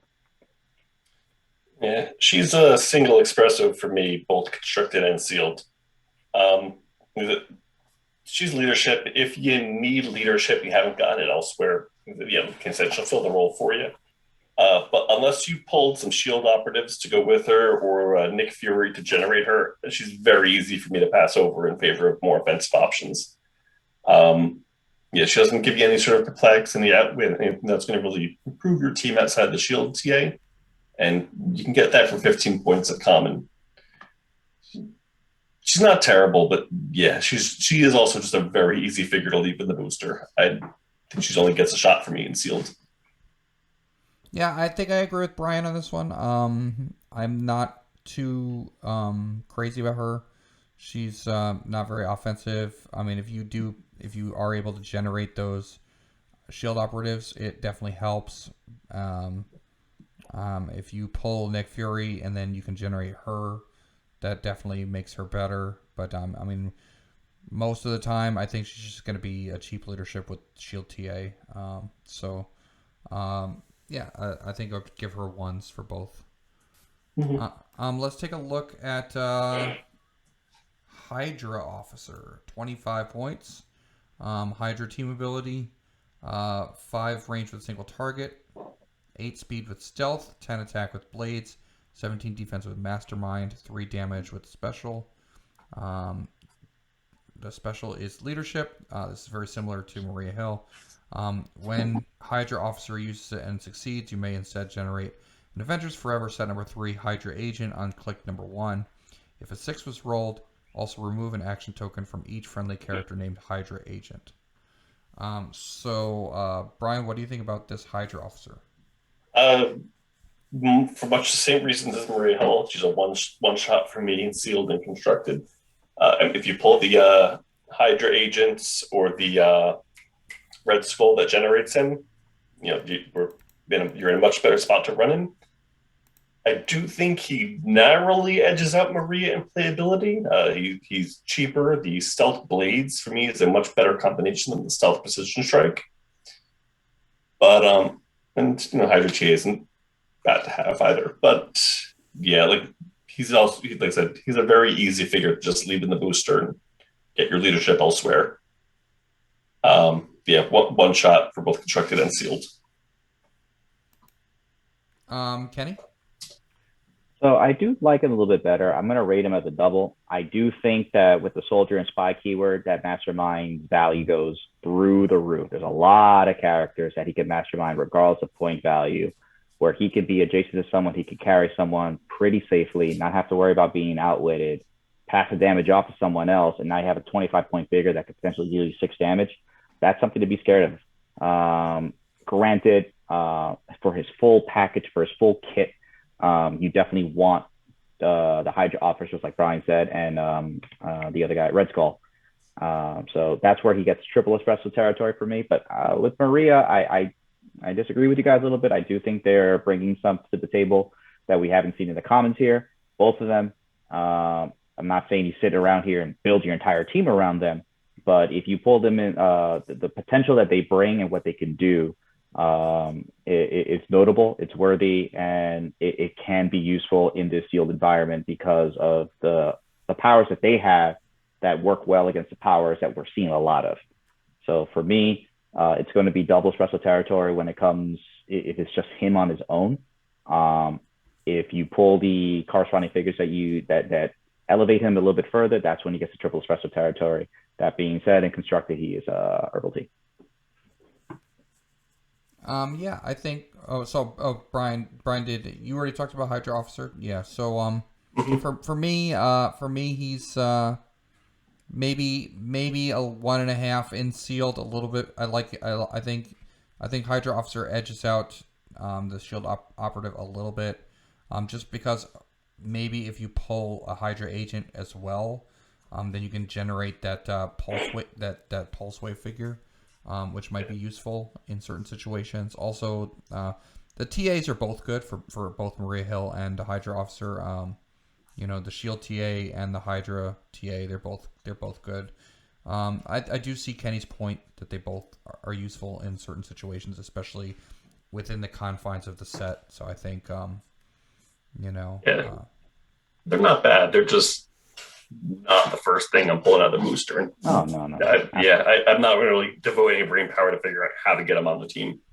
I would, but there's just so many figures are just easier includes than they are. Probably why I win sealed more than you. Ha ha ha.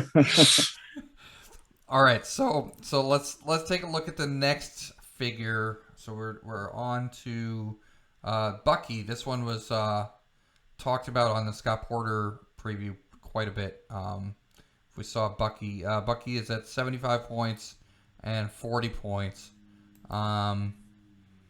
He's got 6 range with a single target for 75 points, 6 range, single target, 10 speed with running shot, 11 attack, penetrating psychic blast, 18 defense, invulnerable, 3 damage, outwit. Avengers, Howling Commandos, Invaders, Pass, Shield, and Soldier keywords. Traded super senses when Bucky uses it and succeeds. After resolutions, remove an action token from him. Kenny, what do you think about Bucky? So here again, there's a next outwit that we see in this set. And the funny thing is, people are not going to play him at 75. They're going to play him at 40. So you might as well not consider this as an outwit source, because I think they're going to glue to the penetrating psychic blast, the cheap enhancement, and he has the mobility for 40 points on that click 4 for 4 clicks. That's pretty solid. I do think he's double espresso territory. I do think that people shouldn't sleep on the 75-point line. It does give you outwit. It does give you vulnerability. And we have already seen there's not a lot of outwit. There's not a lot of precision strike. I think Maria Hill was the only one that started with it. That invulnerability actually matters.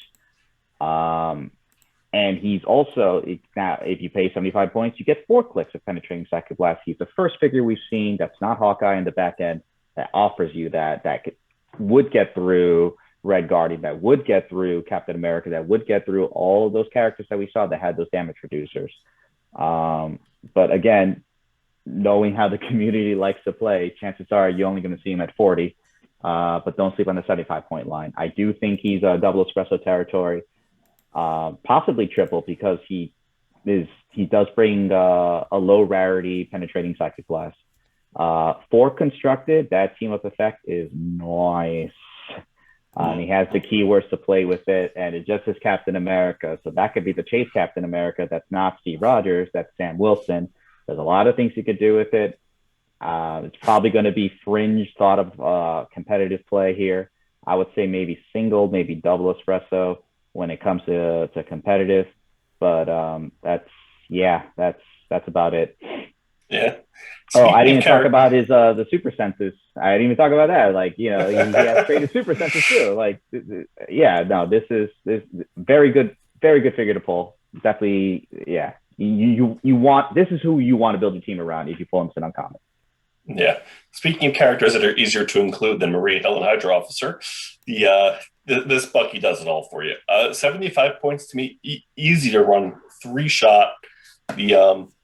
Gives you your primary attacker, gives you outwit. That side blast is great. In the event, you have a better attacker, and in sealed, you might not. 40 points for the enhancement is solid too. Yeah. There is not a bad click on this figure. It's a team up is nothing to sneeze at. Giving Perplex out to both himself and Captain America for only 40 points. Yeah, there definitely has a chance to start showing up in constructed. Yeah, I'm not sure if I said. I think I said triple espresso. I can't remember if I gave him a rating. Okay, good. Yeah. Triple sealed for me. Double for constructed. Yeah, I think triple sealed and double constructed because I think you might definitely see him in swap teams for Avengers at his 40-point line. He's definitely usable. He's got the enhancement. But I mean, at 75 points, he's very good. I mean, he's got the outwit. He's got pen psi. And I think Wonder Man and him. That's the wombo combo. Oh yeah. Yes, it's gonna be brutal. Yeah, and sealed. Yeah, because and that's the first penetrating psychic blast we've seen, and it's an uncommon. So, I think that's gonna be really good. Because to cut through those reducers and stuff. And plus, he's got the outwit to outwit like energy shield deflection or something if he needs to. Let's take a look at Hawkeye. This is Lester as Hawkeye. So Hawkeye set number 21. 50 points. Team player, team ability, 6 range with single target. 10 speed with running shot, 10 attack with a special, 18 defense with super senses, 3 damage. His attack power is I never miss my target. When Hawkeye attacks a single target and misses, after resolutions deal that character 1 penetrating damage. So, Brian, what do you think about Lester? Yeah, Brian. For sealed, he's a 3-shot for me. He's a solid secondary attacker. 10 attack is great, but it doesn't matter if you miss because you're dealing damage no matter what. Guaranteed damage from 6 squares away is beautiful. As he gets beat up a little bit, he switches over to the energy explosion range combat expert, which is not bad. And then back to the back end of the dial where he's swinging at range 13-4 for solid assassination potential, and the special comes back. So even if you miss with that 13 range attack, you still get to ding the people you're attacking. Anything you're seeing with high defense values, with super senses, and there's a fair bit of that in the set, characters with defend, he just looks at them and laughs. Yeah. For constructed, I don't think people are going to be as looking to invest the 50 points into him. There's probably better avenues. Still, just for casual play, I could see him showing up a fair bit. Give him a 1 shot for constructed. Kenny, what do you think? So chances are you're not going to pull him, and you're not going to pull Bucky. If you do, God, that's a nightmare to deal with.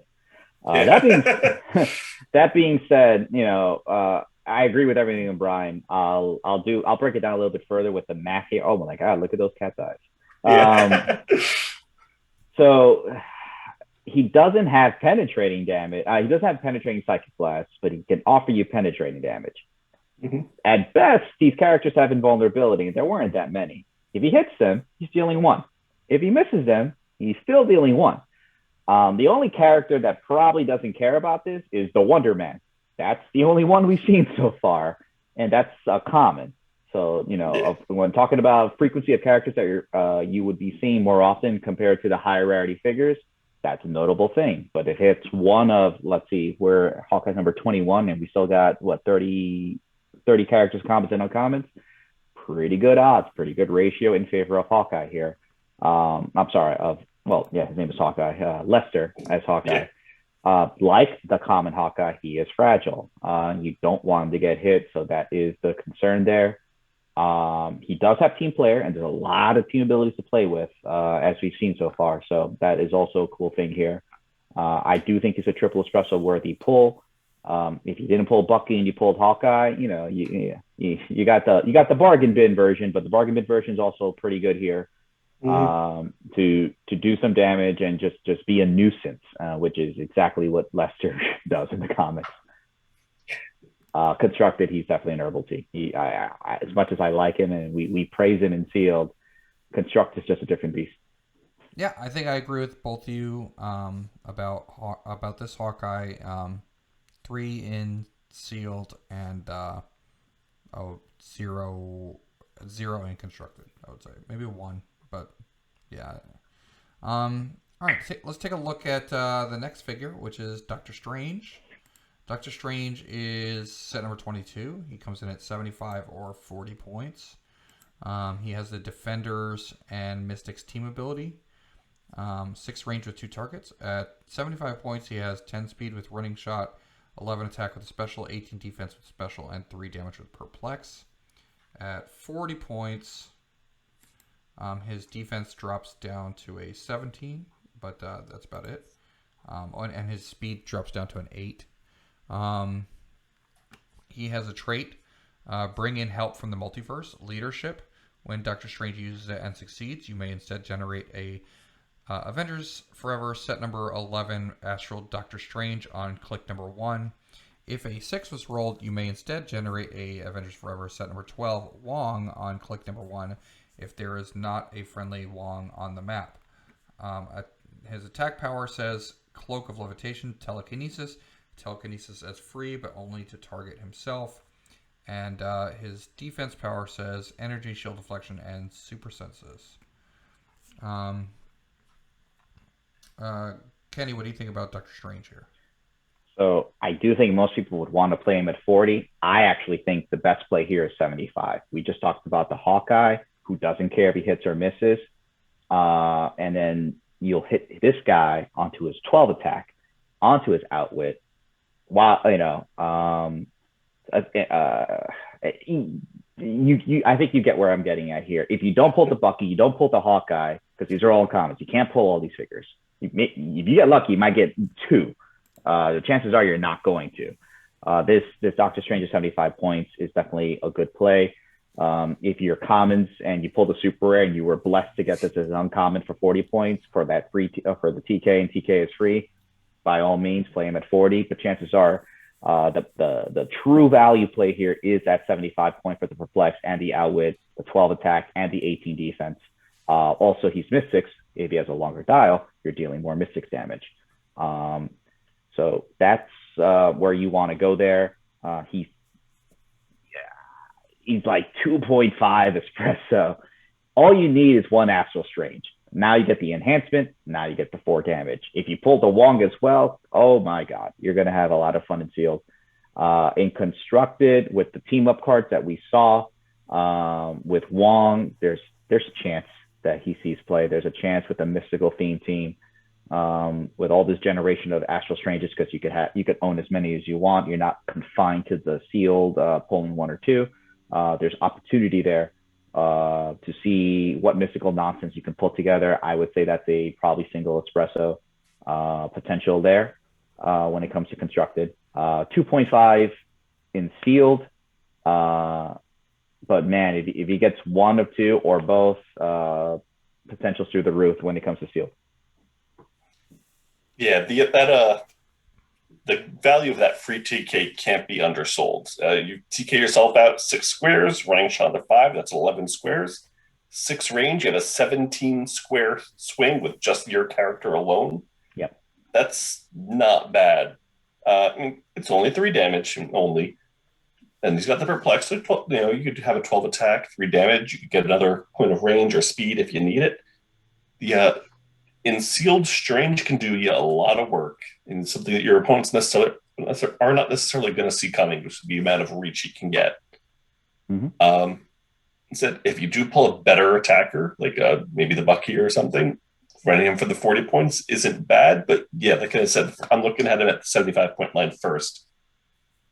So yeah, 2.5, maybe 3 shot for me in sealed. Constructed, yeah, probably not so much. I'm just giving him a 1 shot. But yeah, with all that generation effects, he's definitely going to be a fun figure to play for casual events. A lot of mystics, yeah. Oh yeah. Yeah. I mean, for me. Oh, go ahead, Kenny. Oh, I'm sorry. I was also going to add like him and Winter Soldier, a common and uncommon combo with all the free placement that they could do. Strange being able to free TK, Winter Soldier being able to go in and out of the bushes as he wants.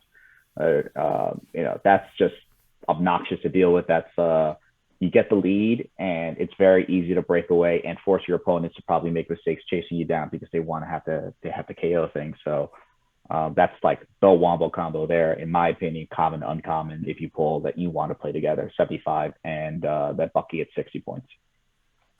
Yeah, I mean, I like Doctor Strange a lot at 75 in sealed. I like him, I would say like a 2.5. In constructed, I actually think he's got a chance to see play at his 40-point line. I mean, just because he's one of the cheaper options for leadership in the mystical keyword, with leadership and perplex, and also he brings TK. I mean, I think the other previously the cheap options for mystical were like Deep Cuts, Doctor Doom, or I'm not sure what other options there were for under 40 points for leadership. But I think if you're building a mystical team, he might see play. Yeah. But just for the leadership mainly. But he's a good support figure at 40, and sealed he's a really good. In sealed he can definitely be a solid attacker. All right, let's take a look at the next figure, which is also looks pretty good. Reptile. Favorite character in this set. Loves me some Reptile. So Brian, I'll let you start on Reptile. So Reptile's set number 23, 40 points. Avengers team ability, 0 range with 2 targets. He's got like 3 very different clicks for his clicks. But he's Animal, a flyer. Avengers, mystical, fantastic keywords. Great keywords. And his trait is prehistoric transformation. At the beginning of your turn, you may return Reptile to click number 1, number 2, or number 3. And then another trait, primeval healing factor. When Reptile would be KO'd by an opposing effect, you may roll a d6, 4 through 6, turn him to click number 1 instead. Predict Pulse Wave. So he has that plus the shape change. So he's got 2 rollouts. Yeah. Brian, go ahead. Man, 3 shots in sealed, 3 shots in constructed. We are going to be seeing Reptile showing up on teams for a while. He's a cheap, undying figure with fantastic offensive potential. I was lucky enough to pull him in my pre-release, and he nearly soloed a super rare Hulk, which I got a little lucky in the rollouts, not going to lie. But the fact that I can say my 40-point character on his own very nearly KO'd a 200-point beat stick, one of the best figures in the set, is insane. If you pull Reptile, find room on your team for him. He will not disappoint you. Yeah. So Brian, what did he actually do to almost take down the Hulk there? He just keeps. I mean, I had access to the precision strike, so when the Hulk had his rollouts, I could just ding him for the 1, get him off those stop clicks. And then once it's off the stop click, okay, here we go. Switch over to the blades and just start rolling for damage again down to the next one. Hulk swings on him. So Hulk sometimes has a Battle Fury, which gets around the shape change, but he hits him, and then Reptile just goes, not feeling it right now, goes back to click 1. It's the number of attacks your opponent will waste just trying to get these 40 points off the board is insane. You might have a bad day and he just gets dropped in the first hit. It happens. But on average, Reptile's going to hang around way longer than he has any right to do and put out way more damage than he's going to soak. Kenny, what do you think about Reptile? I agree. He triple espresso potential here, and what Brian didn't talk about, he flies, and there's not a lot of flyers so far in the common and the uncommon thing. That too. He is a flyer there. There's risk where he drops the first time, and there's reward where, like Brian said, he couldn't take down a 200-point Hulk. So. When it comes to winning a SEAL tournament, whether it's a 3-round tournament or a big event, 5-6 rounds, you don't want to hedge your bet. You don't want to bet the farm on Reptile, but you also don't want to ignore the utility and the mental frustration of him just existing that it may bring to your opponent, where they have to now come around a strategy of like, I need to avoid him and get around the other figures. So my opponent is probably going to be too smart to put him in my way, and I can't avoid it. And then if you already start winning the mental game, then the actual playing of the game gets so much easier. So that's the triple espresso. I do think this is our first true meta for sure figure. This is going to be a triple espresso for Animal or Avengers for sure when it comes to competitive. I know there's a lot of other things that were like fringe, but this one is dead on. The other thing worth mentioning too is how he interacts with Mystics. We've seen a lot of Mystics in this set so far, but you're based it against a Mystics guy. You go turn into click 1. You can pump 6 damage into the Mystics character. He drops down to his best click for defense, and if he gets his roll off out to whoever retaliation attack to do, he just shrugs, goes back to click 1, wipes that mystic damage off, and does it all over again. Yep. I mean, you could equip him with the Soul Sword and then give him mystics too, right? Yeah. That won't be annoying at all. No. New equip rules. Have fun. Soul Sword Reptile.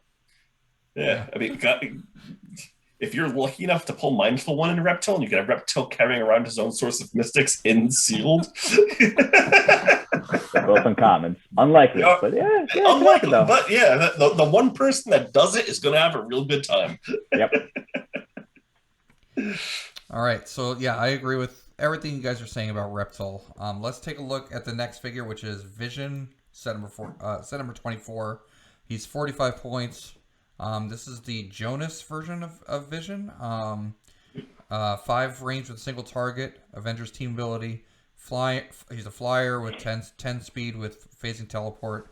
11 attack with incap. 18 defense with super senses. 3 damage with enhancement. Avengers, robot, and young Avengers keywords.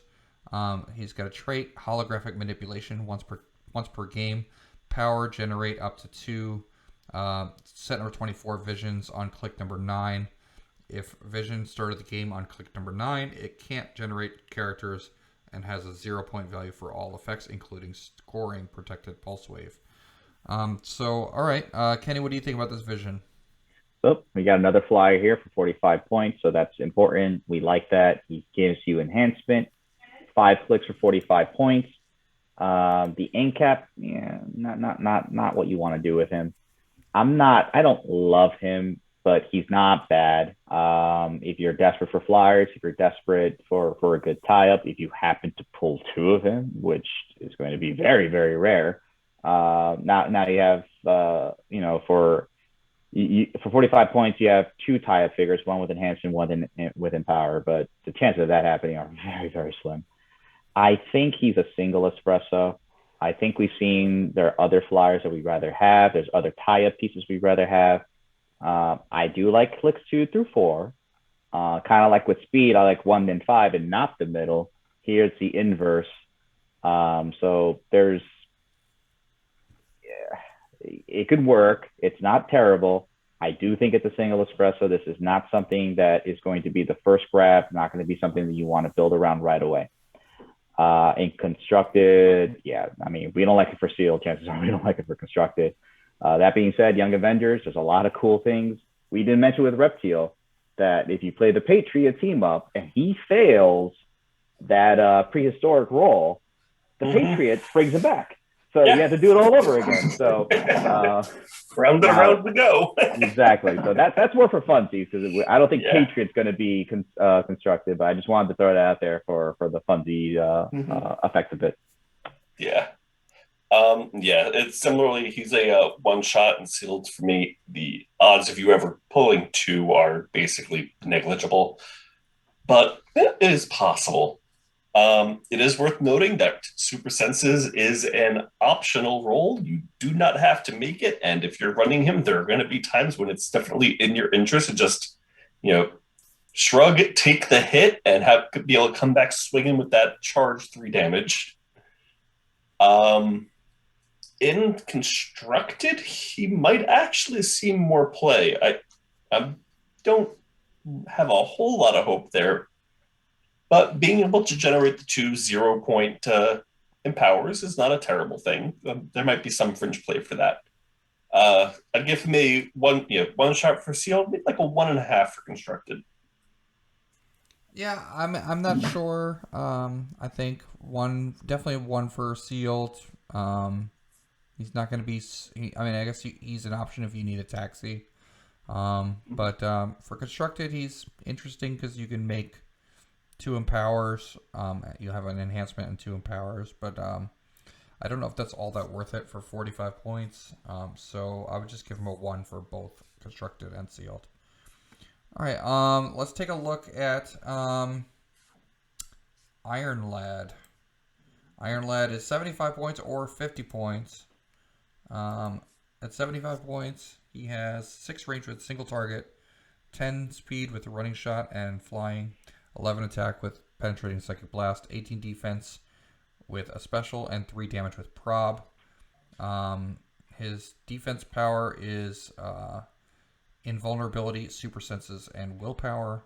And he's got a trait, follow-up free, once per turn for all characters with a follow-up trait. Make an attack using Iron Lad's printed combat values, but only target a single character hit with an attack made by another friendly character with the Young Avengers keyword.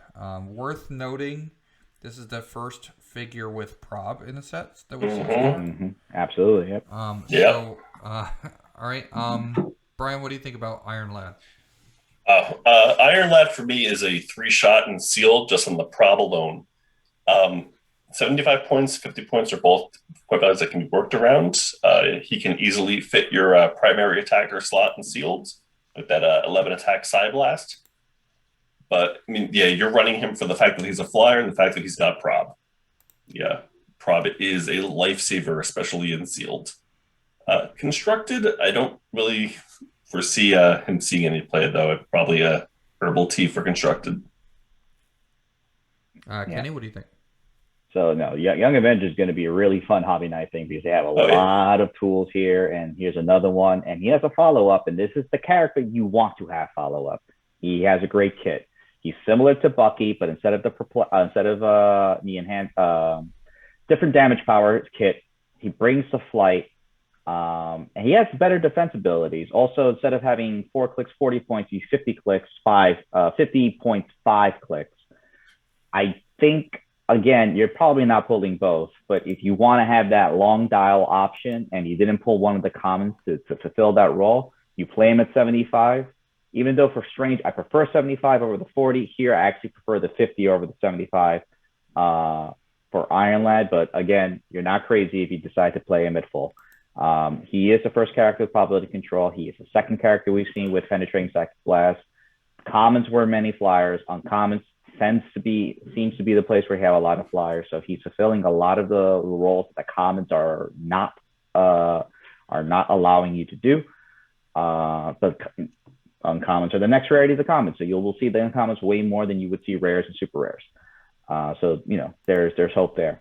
Triple espresso when it comes to sealed, I think for constructed, definitely competitive. It's definitely going to be herbal tea, maybe single. But again, Brian, when we go to Highlander, we're going to have a lot of fun just putting our Young Avengers teams together, 400 points or whatever, and it's going to be able to last.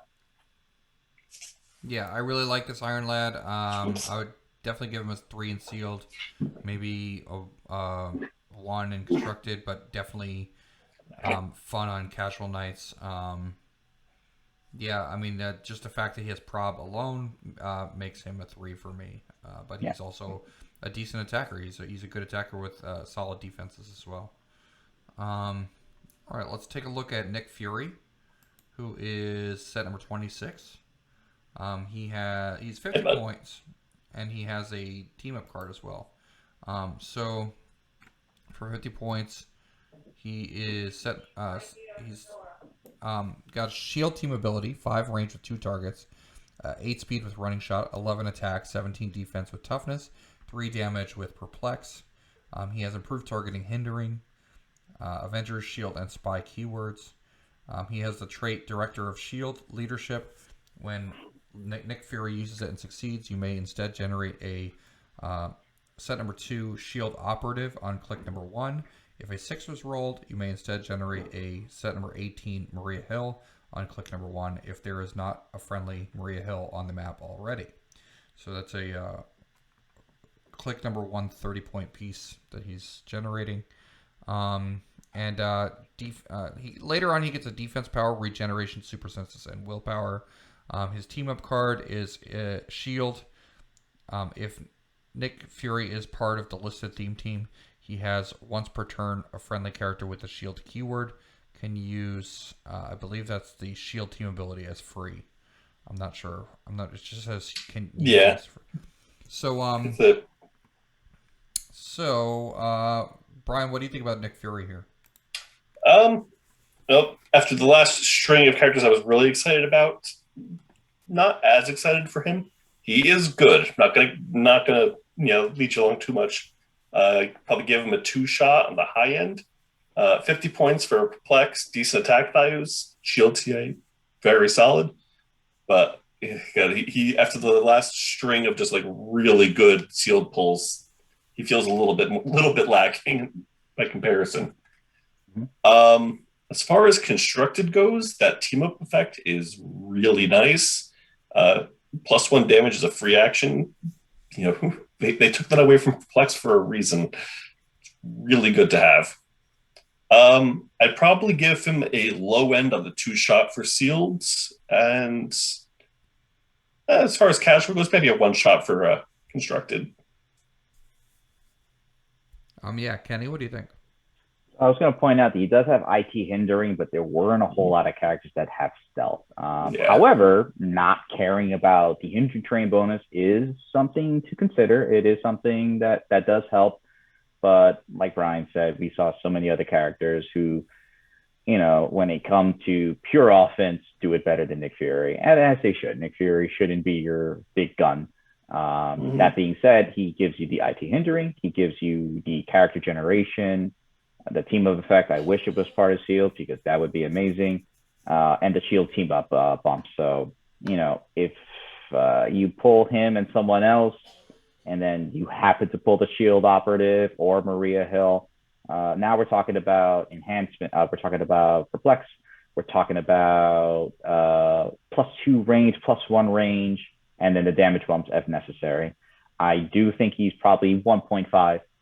When it comes to sealed, of course, that's elevated if you get Maria Hill and the shield operative as well. In constructed, he probably is fringe. He's probably going to be 1 or 2.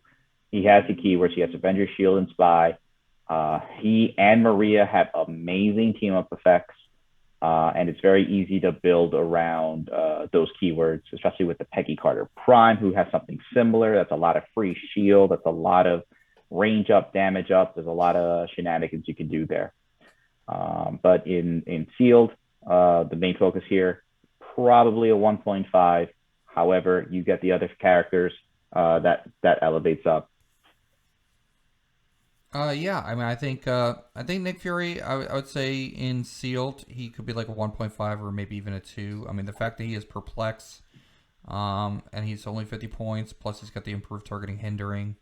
He could be like a good secondary attacker plus a support piece, kind of, because of the perplex. It really helps. I haven't seen a whole lot of perplex in this set yet. And I just think that will help. I think high defenses within the confines of this set, high defenses and like sitting and hindering and stuff like that, and ESD are going to be really kind of tough to get around because there's not much outwit and there's not much prob, at least in the lower rarities. So like one strategy might be to kind of like sit and hindering and boost your defenses, So I think Nick Fury kind of helps with that. Actually, in constructed, it's interesting because he could work well with since he's 50 points in his leadership, he can work well with the Phil Coulson legacy card. This is true. Yeah. Yep. Absolutely. So that's kind of neat. So yeah, I would give him a 1.5 in both. I think both sealed and constructed. All right, let's take a look at Wonder Man. This is the uncommon Wonder Man. Set number 27. He's 100 points with Mystics. 5 range with single target, 8 speed with running shot and flying, 11 attack with penetrating psychic blast, 18 defense with energy shield deflection, super senses, and invulnerability, and 3 damage. Avengers, celebrity, mystical, and scientist keywords. Now I wonder, actually we were talking about playing that common and paying for the trait. But if you have enough points, do you just play this one instead? There's certainly an argument to be made for that. Yeah, he's got long range, he's got a deep dial, good reducers, Psy Blast. 3 damage is average, nothing special there, but really good. Deep dial, mystics, and heavy reducers. He can do almost as much damage just from getting hit as he will from hitting. And if he gets down to the back end there, he has regen just to force your opponent to burn more actions and more health to deal with him. He's a 3-shot for me in sealed. There is a definite incentive to just running him on his own alongside the common version if you pull both of them. But it really comes down to what else you pull. If you have any other good attacker, I would say definitely use him as the replacement effect. But he can easily fill your primary attacker slot. Yeah. Kenny? So I think the optimal play here is that he is on your sideline and you pull the common Wonder Man. Not to say for 9 clicks for 100 points, what he brings is not bad. It is amazing. It is an amazing kit. We just happen to see a handful of commons and a handful of uncommons who are 75 points, a little bit cheaper, who do enough of what he's doing for a more efficient cost. He doesn't have a second starting line. He's going to be 1/3 of your build. So that, again, that's not to say that he's bad, but I think it's fool's gold. You look at him and he's like, oh my God, deep dial. He has everything I want, but that's 1/3 of your build. And we've seen so many commons and uncommons, 25 points, 40 points. We want Mantis. We want this. We want that. I think it's more efficient to build around those figures than it is with this Wonder Man. Now, listen, sealed is a beast. Sometimes you don't pull those other figures, and if this is the guy you pull and this is to play, I still think you have a shot. You won't have all the utilities you would prefer, you would like. But to me, this is not the primary option I wanted on common, but man, I'm not complaining if it is. I'm going to give him a double espresso. I think his maximum value is from the common Wonder Man, but that's going to be hard to pull off getting both him and the uncommon Wonder Man. But yeah, and unfortunately, in constructed 100 points, this is not doing it. It just not, and it's a shame because it's not a bad dial, but that's Heroclix for you right now. So yeah, herbal tea there. Yeah, I would definitely give it an herbal tea in constructed, but in sealed, I'd definitely give it like a 2.5. I mean, I think he's definitely great, but like I do see Kenny's point about it being 1/3 of your whole force. Also, the fact that he's got 8 speed, which is kind of low, and 5 range. So for that, I wouldn't say 8 speed's kind of low. I'm just saying for our 100 points, it's not. Other characters are doing it for less points. That's what I'm trying to say. Right. No, I agree with you. I agree with you because there are like characters with 75 points. I would say that like Bucky and other characters, Doctor Strange and Doctor Strange, they have 10 speed running shot instead of 8 speed running shot, and you get that extra square, and that extra piece of range. That's all I'm saying about the. What he brings is longevity, which is good. That's not a bad thing, but it's like if he was in another set that was like Disney Plus, where there was a lot of low-costed characters, we had Strange Supreme, but he kind of stuck out as a sore thumb. But even then, he didn't dominate sealed either. It was, he was very susceptible to being his attacks being evaded. That's where he would shine a little bit better. But in this set, there's a lot of offense going on here, so he just kind of sits a little bit in the middle. But again, if you pull him, and that's what you have to work with, you're not in a bad spot. Yeah, you could definitely make him work. Yeah. All right, so let's take a look at the next set, which is the next piece of the set, next figure of the set, which is Drax. I'd love to look at the next set. Yeah, you're not sneaking any previews out of me like that, Anthony. So we're looking at Drax now. Avengers Forever, set number 28, 45 points, Guardians team ability, 0 range with 2 targets, 10 speed with charge, 11 attack with blades, 18 defense with special, and 2 damage with empower. Brute, Guardians of the Galaxy, Infinity Watch, and Warrior keywords. Trait, I will not fight that creature. I really love this guy's powers. So he's got a trait. So flavorful. Unless Drax, my favorite figure of this set. Unless Drax is the only character in your force, when he would KO an opposing character with an attack, instead turn them to their last non-KO click and heal Drax 2 clicks. And then his defense power says, I didn't kill you, you killed you. Super senses when Drax uses it and succeeds. After resolutions, deal the attacker 1 penetrating damage. Protected outwit. So I guess the idea is he blades somebody down to their last click, and then they hit him, or they try to hit him, and then they stub their toe and KO themselves. Yeah. So Brian, what do you think about Drax? Kenny, you want to take this first? Oh, absolutely. For 40, this is a triple espresso all around. Hell, even for constructed, I would want to play this guy. This guy's annoying. You want to play him in Reptile. That's what you want to do. He has charge. He has good movement charge. He has double bolts. Now, I know you can't blade in double bolts, but hey, being able to attack 2 characters in a pinch, you never know, might come in handy. And the defense power can't be outwitted. Now, Lester Hawkeye, he doesn't care about it very much, so that's annoying. But that's only one figure you have to worry about. Other than that, as long as you roll well, you hit your super senses, you're dealing them penetrating damage.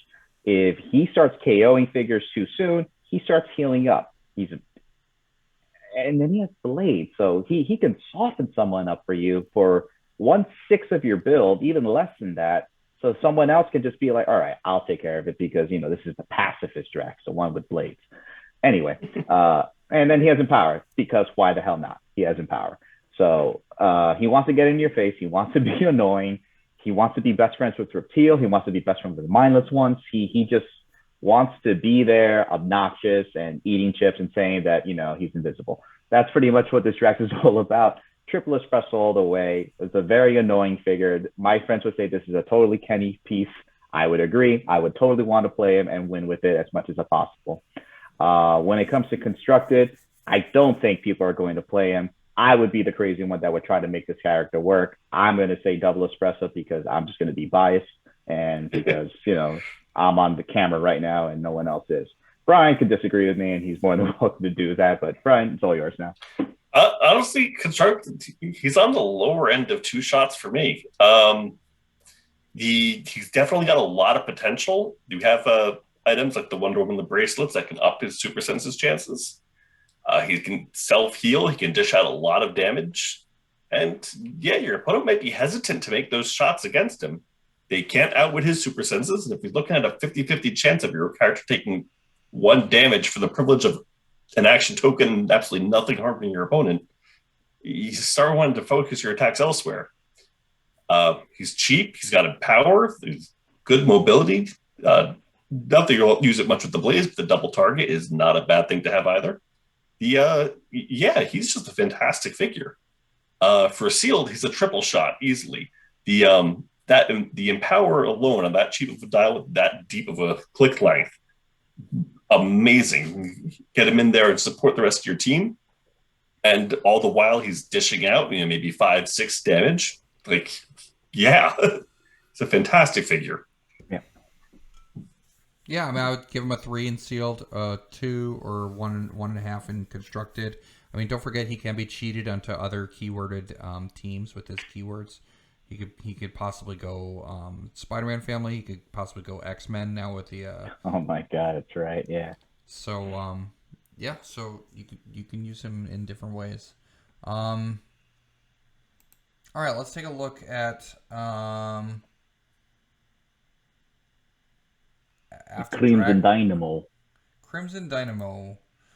75 points. Set number 29. 75 points. 6 range with single target. 10 speed with running shot and flying. 11 attack with Pensai. 18 defense with invincible. 4 damage. I think that's the first printed 4 damage that we've seen. Improved targeted hindering. And a trait, Might of Russia. Crimson Dynamo. And adjacent friendly characters' defense powers have protected outwit. Yep. So, all right. Brian, what do you think about Crimson Dynamo? Solid figure. I think this is the first time we've seen a 4 damage leading the character off. Crimson Dynamo can easily function as your primary attacker for your SEAL team. And that Might of Russia trait is, we've seen a lot of outwit. Being able to protect the defense specials, defense powers, the thing that outwit most commonly targets. If you pull Crimson Dynamo, you're probably running him sealed. He's a 3-shot for me. For constructed, Winter Guard does seem like a fun little casual team, but I don't think we've seen anything so far that would make me want to really reach for him. I'd give him a 1-shot for constructed. Kenny.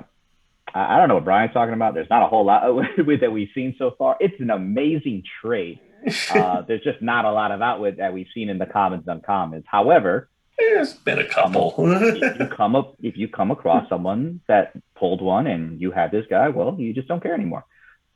He works well with Red Guardian, who does not have that defense awesome power with protected outwit. So there you go. There's some synergy there within the Winter Guard within themselves, where he carries him around. He makes sure, hey, I'm going to make sure some guy misses in the Russian accent, of course. 4 base damage up top. We've seen a lot of good. So there was no penetrating damage in commons. It's living in the uncommons, but you're only probably going to get 1 or 2 of these at max. And they're all specializing in different things. This guy can run. This guy has IT hindering. Bucky has perplex, or he has the enhancement, and he's doing other things. So, you have your pick of the litter here. You also have the Wonder Man that we talked about. Even though he's not our top pick, that's another person because he brings longevity opposed to the other 2 that we're talking about right now. So uncommons is pretty much where the bulk of your offense is going to be living for 75 points. Nick Fury brings IT hindering. This guy brings IT hindering with a little bit more mobility, but he costs more points. So these are all the decisions you have to make when it comes to team building, depending on the options that you have. I do think he's a triple espresso for sure, for 75 points, for the good range and a lot of shield filler in the commons that you can possibly have. That could be 7 or 8 range. In constructed, definitely not super competitive. However, it's going to be fun playing Winter Guard with the team up and all that other stuff. Gorilla Man, it already looks fun. I'm looking forward to it. Probably, yeah, it's definitely an herbal tea when it comes to competitive, but it's going to be a lot of fun otherwise. Yeah, I mean, so what would be like the average number of uncommons you pull in your typical 2 boosters? I guess, like, if you had to think about it, like, I guess 4 or.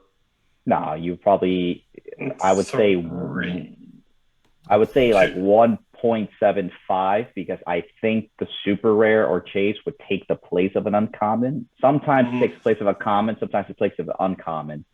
It all depends on the collation. I used to know all the numbers, Yeah, but it has changed over the years. So I'm not going to sit here and say there. If you don't pull anything higher than a rare, you should get 2 uncommons. If you do, maybe you get 1 only. Maybe you get 2.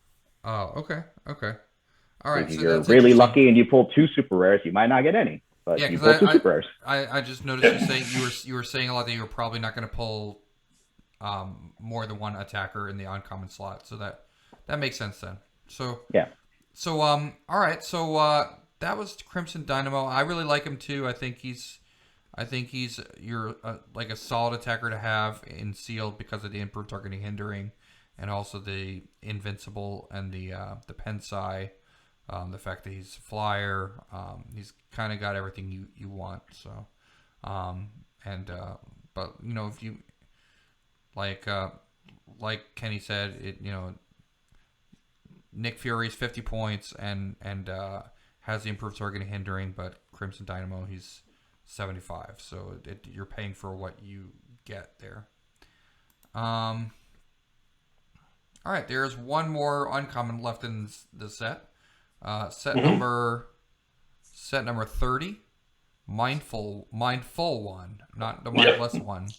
The mindful one. This one is mindful. Yep. It's a mindless one that I think Isaac Newton summoned and gave intelligence to. Oh, great! So it's a mindless one with personality. So is Isaac Newton like a super powered being? Like, is he like a meta being or something like that? I mean, real world Isaac Newton was like really into like cultism and astrology and alchemy and stuff. Okay. So Marvel Universe Isaac Newton was an actual sorcerer. I think he was the Sorcerer Supreme in his day. Not 100% on that one, but yeah. Oh, that's awesome. That's great. So, all right. So this mindful one is 40 points, and he's got the Mystics team ability, 4 range with single target, 8 speed with charge, 11 attack with super strength, 18 defense with a special, and 3 damage with support. He has the monster and mystical keywords. He has a rally trait, rally 1. So if you yourself roll a 1 on an attack roll, free, remove 2 of mindful one's rally dice to generate a set number 30 mind. I think it's supposed to be a mindless one. It's mindless, yeah. There is a misprint on the card. It says set number 030 mindless one. The set number is a misprint. It should be the set number 07. Yeah, 7, I think. Mindless one. So you remove 2 rally dice to generate a mindless one on click number 1, and then a defense power that says defend and toughness, and adjacent friendly characters have mystics, which is that's pretty good, right? So okay, Kenny, what do you think about the mindful one here? Nah, I'm gonna let Brian go first. I know he likes his figure. I love me some mystics. So first sealed, I'd probably give him maybe a 1 or 2 shot. I'll go 2 shot. Handing out mystics is fantastic. Mindful one does have a 25 point line where he doesn't get a defense special. I personally would never use that, but it's there if you want the support.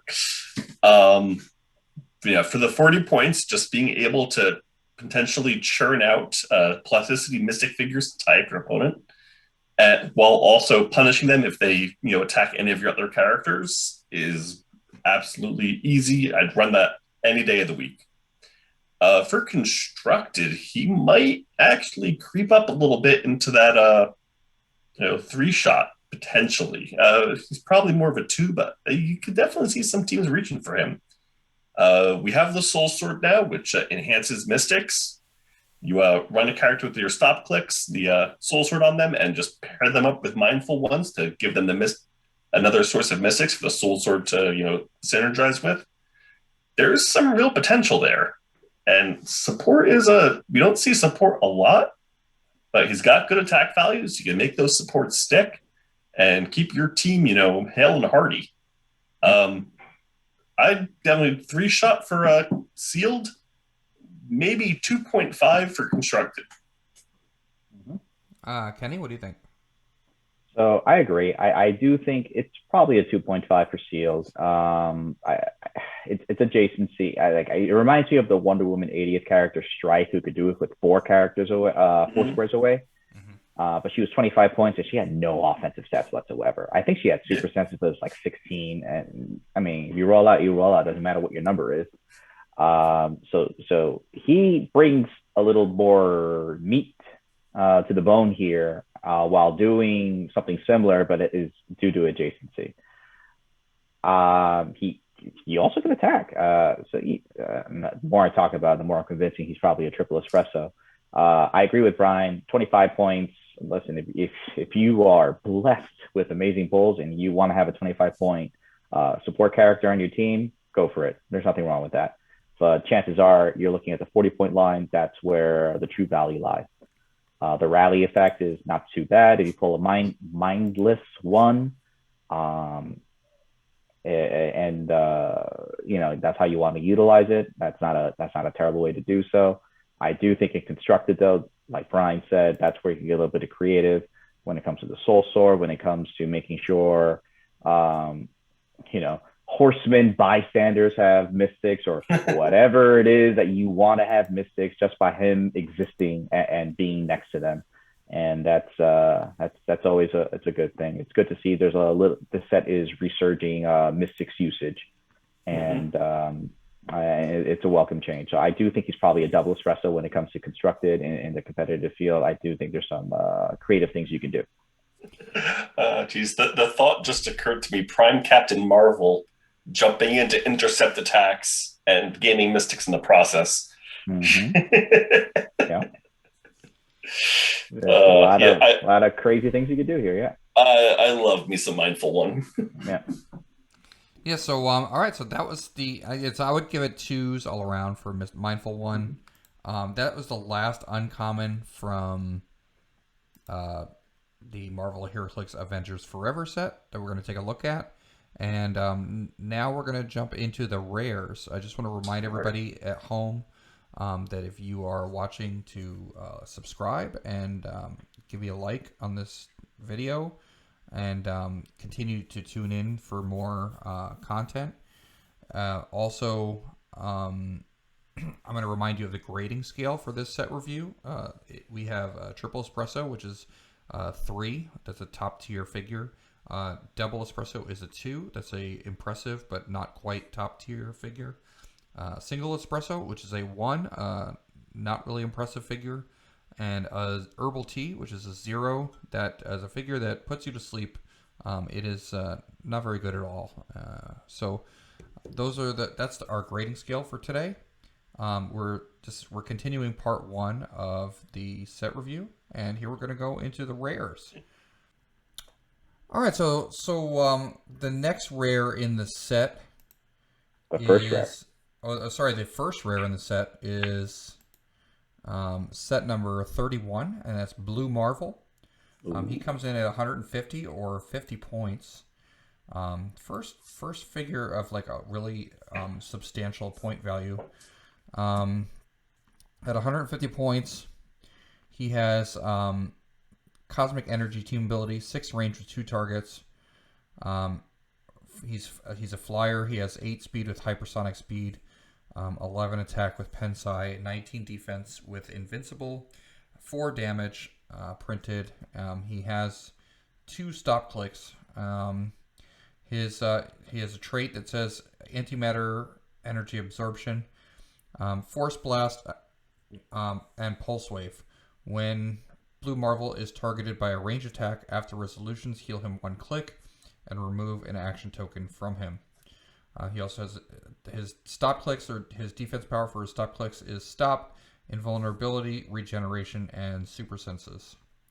So he does come in at 50 points as well, where he starts with running shot, impervious, and outwit. So that's important to note that he's another outwitter. So,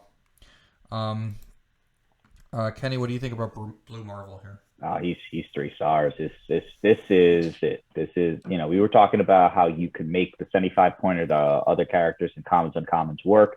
If you're lucky enough to pull Blue Marvel as your rare, by far, this is the way to go.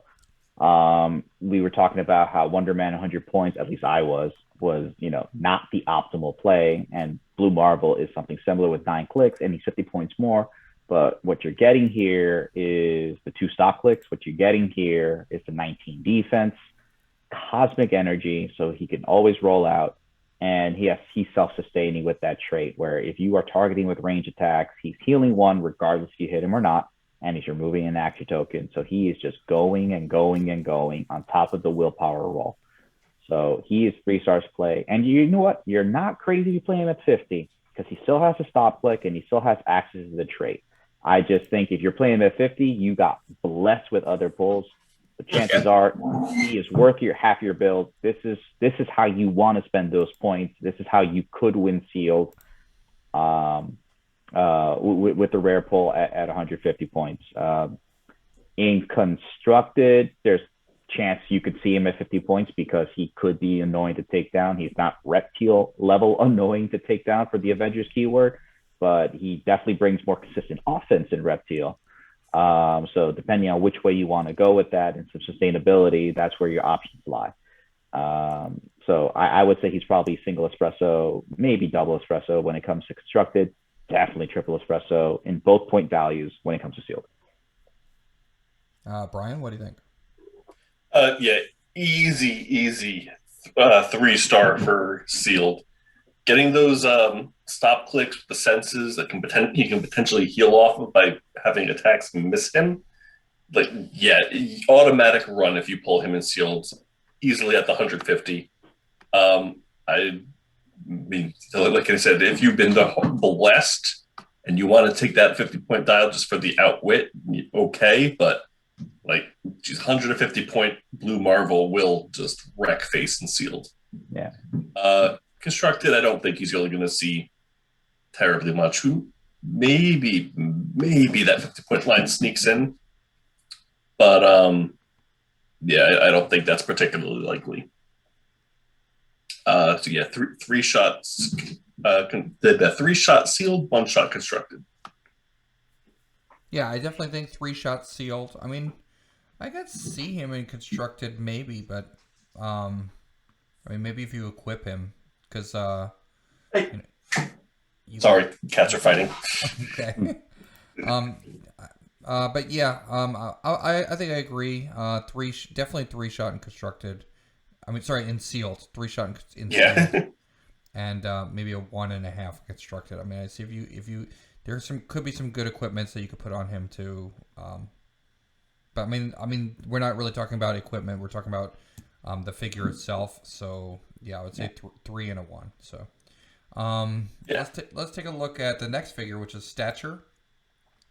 Stature is set number 32, 50 points. Avengers team ability, 0 range with 2 targets. You could also pay 25 points for Stature, and 2 targets, 10 speed with a special, 10 attack with Quake, 18 defense with Invulnerable, or Toughness if you're paying 2 points, and 2 damage with Shape Change. She has a trait, Stinger, Protocol, free, choose 1. Stature can use the chosen effects until you choose again. Protected Pulse Wave. close combat expert and giant size, or range combat expert and range 4 and tiny size. And also, which is interesting, kind of an interesting interaction because you're giving her range 4 and she has 2 targets. And also, she has for her speed power, she has charge and plasticity. So, Kenny, what do you think about stature? So, for 50 points, I think she brings some stuff to the table here, but as my rare, I'm not excited about her. I'm really not. Yeah. And we just saw Blue Marvel. We just saw a whole bunch of uncommons. So, I feel like stature gets lost in the shuffle here. If you play her, you're probably playing her 25 because I don't see the value in the 50. I guess she can carry if you go giant size. I understand that she can manipulate her size and do certain things that way, but the damage output, the attack values, she doesn't have any rollouts.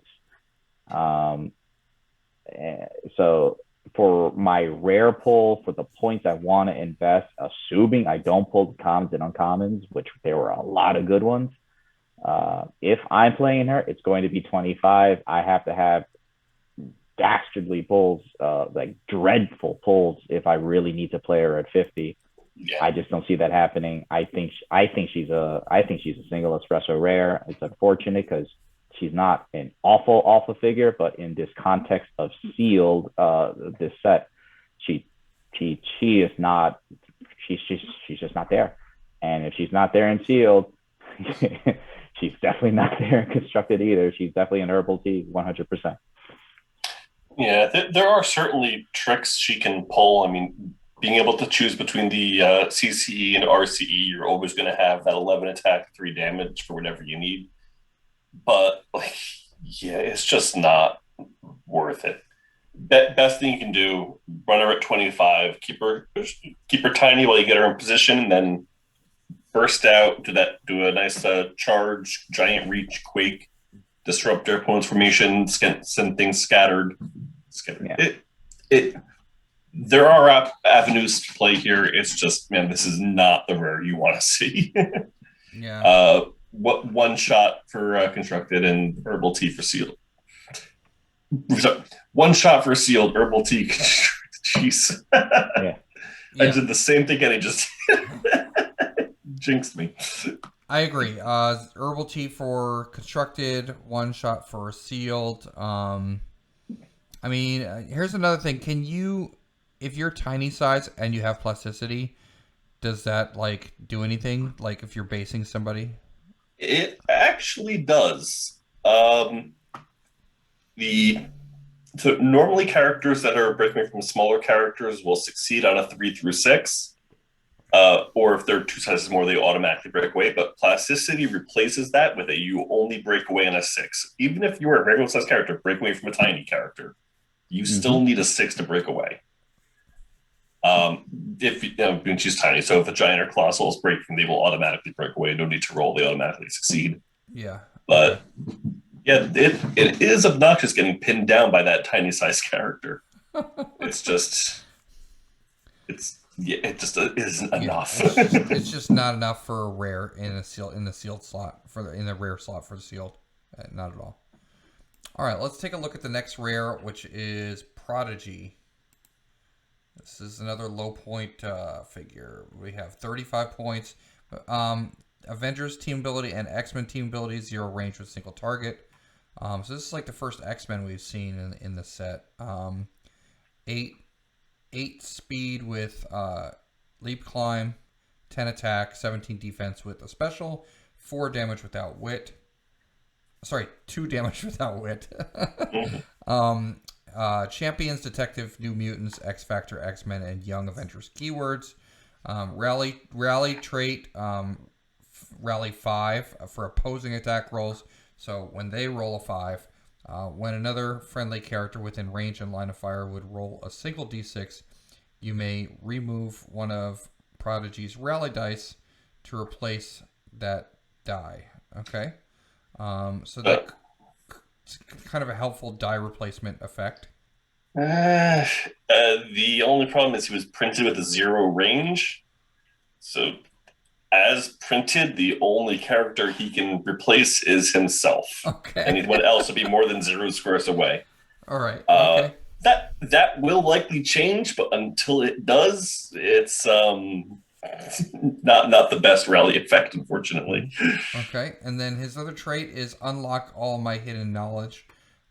When an opposing character within 6 squares on line of fire makes an attack, you may choose a standard power the attacker can use. Prodigy can use the chosen power until you choose again. Defense is super senses and willpower. Brian, what do you think about Prodigy? Well, he's a cheap source of outwit. I don't think he does much else for you, but he's certainly not a bad figure. He's just, he's eating up a rare slot, and that is unfortunate. I'd probably give him a 1-shot for sealed. However, he is a cheap outwit character with the detective keyword. We've seen a couple mystery cards so far that will run off of that. He might see some play in Constructed once the Batman team up set comes out. But for right now, he's probably Herbal T and Constructed, but he might go up to a 1 or 2 shot in a couple months. Okay. Kenny, what do you think?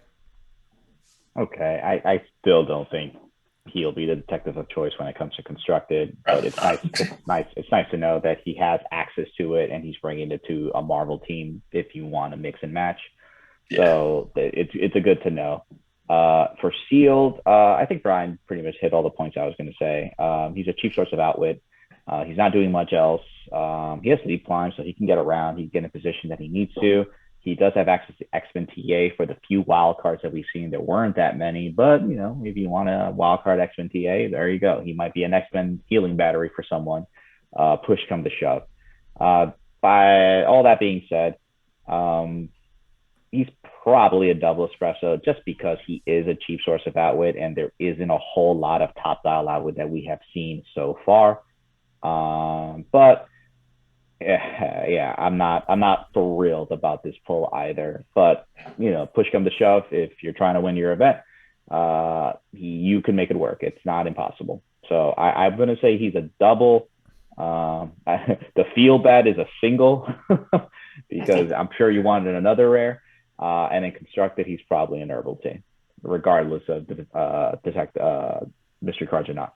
Yeah, I think in Constructed he's a Herbal T. I think in Sealed he's either a 1 or a 2. It depends on what else you pull. Like if you're just pulling him as your rare and no other good uncommons, then I think he's a 1. But if you pull some good uncommons to be attackers on your team, and then you have like a healthy mix of support powers and attacking, then he could definitely work on your team. So, all right, so let's take a look at the next figure, the next rare, which is Novar. Now, I don't really know a whole lot about this character. He's set number 34, 50 points. He's got the team player, team ability, 6 range with single target, 10 speed with running shot, 10 attack with energy explosion, 18 defense with toughness, 3 damage with perplex. He's got 6 clicks of life at 50 points with all those powers, but he also has a stop click. The stop click says stop invulnerability and willpower after the resolution of any action. If Novar isn't the only friendly character on the map, then KO him. He also has a trait that says super senses, so that he has that his whole dial. When he does hit that stop click, he gets Battle Fury and Close Combat Expert as a damage power. Kenny, what do you think about Novar? Novar. I think for 50 points, he brings a kit that we've been seeing. It's a mix and match of powers. So he brings Energy Explosion and Perplex. We've seen someone bring Penetrate, Perplex, or Energy Explosion and with. So as a rare for 50 points, if I pull him, I'm like, okay, we can make this work. Hopefully my uncommons and commons have a little bit more meat, but this is not bad. He also brings team player, as we covered, and even with Prodigy being the one X-Men, there's a lot of team abilities in this set to choose from. The stop click is nice, but it's conditional. That being said, for 50 points, given that he has 6 range, most of his style, he wants a running shot, there's a good chance he can hang back and you can make that happen where he is the last character. Obviously, you want to win and you don't want your characters to get KO'd and you don't want to have to resort to that. But that being said, if things are going down and this is what you need to do in order to get that last click and do some massive damage with some massive movement, that's how you would play it. I think you pull this guy, you're pretty happy. I think he's pretty much an auto play. I would give him a triple espresso rating here because of the package he's bringing, the team player, the perplex, good stats, good kit, and he has traded super senses. That's can't ignore that. For constructed, probably not seeing play. He's probably single espresso, but boy, those young Avengers, man, holy moly, 500 points, young Avengers, let's go. I am looking forward to seeing the young Avengers casual night team. It's going to be fun. But yeah, one espresso, even this might be a little generous for constructed.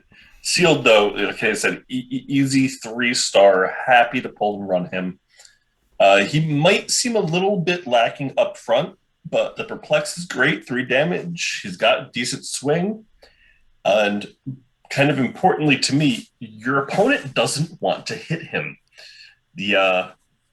Anyone who's sitting across from him is going to look at that stop click and go, yeah, I don't want to see that. I'm not touching him until I deal with the rest of your team, which for me is fantastic. I love it when my opponents don't want to attack my own figures. I pull him. I'm running him 3-shot for sealed.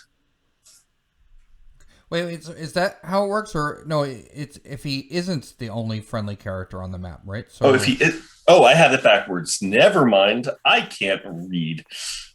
Yeah, he has to be the last one. All alone on the alien planet, so he has to be the last man standing. Yeah, but I mean, he's still really good. He's still, yeah.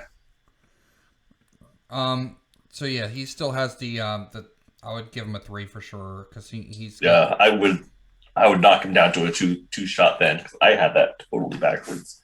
Still solid, but that's a lot less appealing. All right, let's take a look at the next figure, which is Miss Marvel. Miss Marvel comes in at 70 or 35 points and is Avengers Forever set number 35. At 70 points, she has charge, 10 speed, 11 attack with Quake, 18 defense with Impervious, 3 damage with Shape Change. So she has 2 rollouts right there. Improved movement characters. She has a trait, Rally 2. So for friendly attack roll, so when you roll a 2, or when one of your characters rolls a 2. Plasticity, when an opposing character within range and... it doesn't say range. When an opposing character within line of fire would roll a single d6, you may remove Miss Marvel's rally dice to replace that die, which works with shape change, super senses, blades, all kinds of things. So, I mean, Faust's ability and like all different anything where a d6 is rolled. Then she has another trait, morphogenetics free. Choose one. Miss Marvel can use the chosen effects until you choose again. Protected pulse wave, modified defense +1 and tiny size, precision strike and standard size, close combat expert and giant sized. Brian, what do you think about Miss Marvel here? Well, similar gimmick to what Stature was doing, but I am much happier to see Miss Marvel than Stature. We got a longer click. The Impervious is more than welcome. The being able to eat that rally to force a single D6 re-rolls.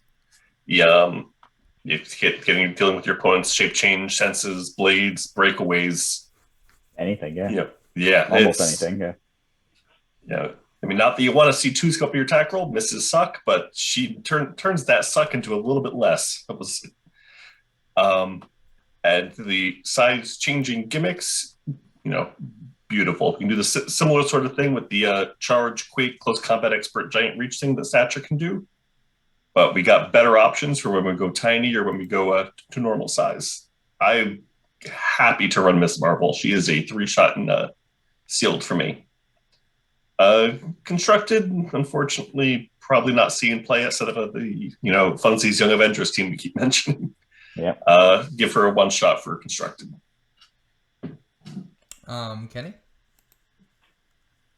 What do you think? I mean, she's good, but it's like we've seen Miss Marvel so many times, and it seems to be the same story over and over again. So it's like, okay, we know what she does. That being said, she is doing what Stature is doing, but better. I am happy to see her be pulled. She does come at a 35-point line, better than both lines of Stature, but if you want to play her at 70, that ain't bad either. She's definitely, I think she's a triple, being able to disrupt all the leadership roles, super senses, willpower, cosmic energy, plasticity. We've seen a bunch of that already. Of course, you have to roll the 2 first and have a bad roll, but you make do with what you got. I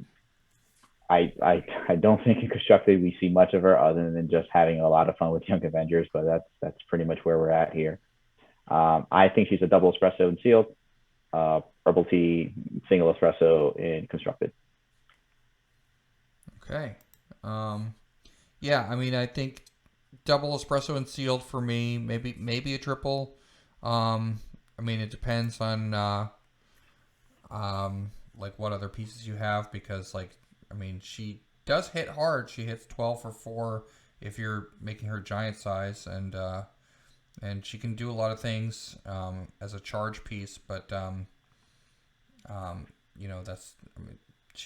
that's what she is. I mean, she's like a charge attacker, but she does have that interesting ability with the rally dice. So I think she's interesting. I give her a 2 in sealed and a 1 in constructed, and a lot of fun on Young Avengers. Yeah.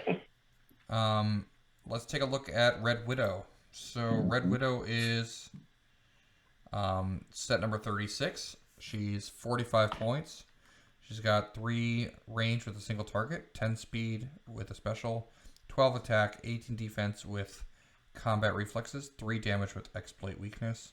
She's an assassin, soldier, spy, and winter guard keywords.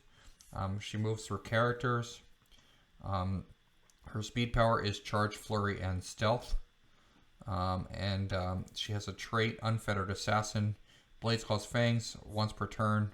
When Red Widow uses it and a 1 or 2 is rolled, after resolution she may make a close attack. Which I believe she can do blades on that close attack as well, right? That she can. So, yeah. Kenny, what do you think about Red Widow? Oh, she's 3 stars. She can go down fast because she doesn't, she's short dial, 5 clicks, but she does have a stealth. She does have the combat reflexes. She's buddy with Red Guardian, so you can outwit it if you get next to her.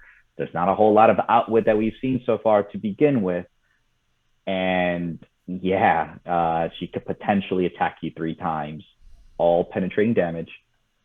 I think she's one of the first. I think she's the first exploit weakness figure we've seen all set.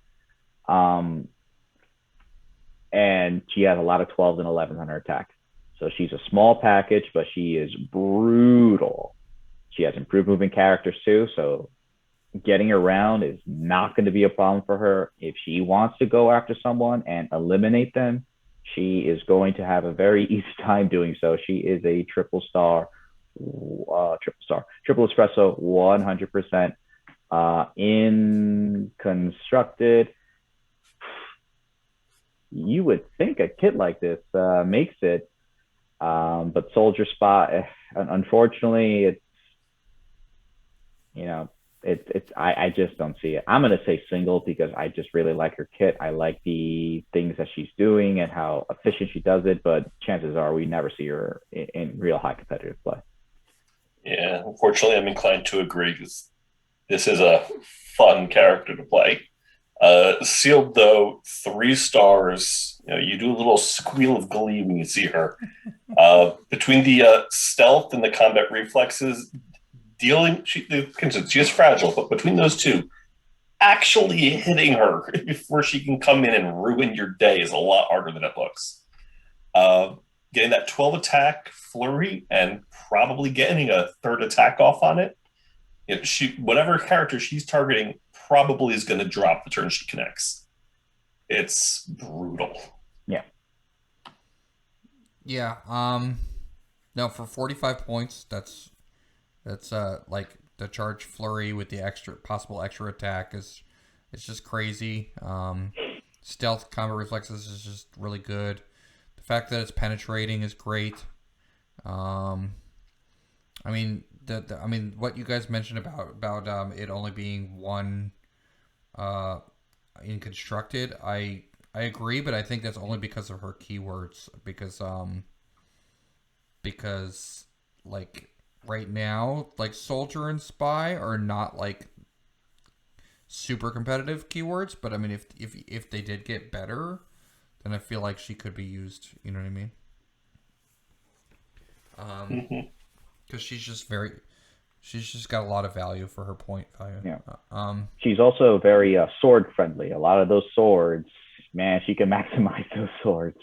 She already has the Blaze Claw Sphinx, so getting those extra kicker effects and using it 3 times potentially on any sword that she wants. Oh yeah.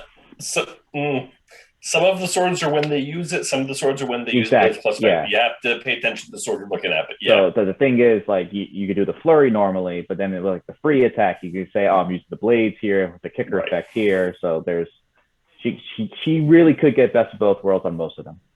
Mm-hmm. Yeah. All right, so let's take a look at Yay. Who's next? Oh, this is probably my favorite rare of the set. One of my favorite. Good old Kazoo. One of my favorite pieces. Kazoo. Marvel Snap. Kazar. So Kazar is 50 points. Kazar, man. Is it Kazar? I have no idea. I thought it was Kazar. That's what they said in the X-Men animated cartoon. Kazar. Wasn't Kazar. So Kazar or Kazar, he's 50 points. He's got team player, team ability, 4 range with a single target, 10 speed with a special, 11 attack with blades, 17 defense with combat reflexes, 3 damage with a special, animal, mystical, ruler, savage land, Wakanda, and warrior keywords. Trait one with a savage land. At the beginning of the game, generate a Zabu bystander, max 1. This is Zabu right here. You can take a look at him.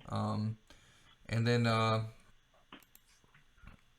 when Kazar is given a move action, after resolutions, you may move another friendly character with a shared keyword or a friendly Zabu bystander up to half its speed value. And then speed power, charge, and leap, climb, and stealth. And then a damage power that says leadership. When Kazar uses it and succeeds, after resolutions, choose one, generate a Zabu bystander max 1, or move a friendly Zabu bystander up to half its speed value. So, Brian, what do you think about Kazar? Oh, geez. Arguably one of the best figures in the set. 3-shot sealed, 3-shot constructed. We've seen a lot of those keywords. We got Wakanda. We can make Gorilla Man work. Animal, mystical showed up a fair bit as well. That being able to just move around your own figures when he takes a move action, just get that bonus action economy going, is beautiful. He can hit like a truck, and the Zabu bystander is nothing to sneeze at either. Easy to run Kazar when you pull him. Like, doesn't even require thinking about it. You pull him, you run him. Kenny, what do you think? Yeah, I love this figure. He's definitely triple espresso on every format you play him. The other figure, Reptile, we said that was going to be a meta figure. This is definitely a meta figure. Look at the keywords he has. Savage Land, not so much, but everything else, even Wakanda and Warrior, there's stuff you can play with. And there's plenty of these keywords in this set. He's also team player, so any team ability that you pull within the set, he can have access to, whether that's X-Men, Masters of Evil, Hydra, Avengers, Shield, Guardians. Yeah, I knew I was forgetting one. So there's a lot to like here. He generates a bystander. He can keep on generating the bystander if the bystander keeps on getting KO'd, and then the bystander can make a free attack if bullying whoever KSR hits. So what is there not to like for 50? I'm glad he's unique because he would be absolutely insane if you could play multiples of him in constructed, because I think that's what people would too. But he is the conductor. He is the chief. He is the captain. He makes the engine run when it comes to mobility, setting up attacks. There's not a whole lot of TK, but he's kind of replacing that by giving them free movement. And it's only going to it could be further optimized and constructed. Triple espresso all the way. I can't speak more highly of this figure than I possibly have said right now. Like, he's amazing. Yeah. No, I like this figure a lot, Kassar. I mean, I think he's 3s for both constructed and sealed. I mean, in constructed, also you can, he's got the team player. He can copy, like, potentially, like, Green Lantern team ability, or or something else where Chip's an animal. That's right. Yeah, or any way that he can carry. And then after he carries, then they can then move half their speed. So, he works really well on an animal team, or mystical for that matter. Like, I'm sure.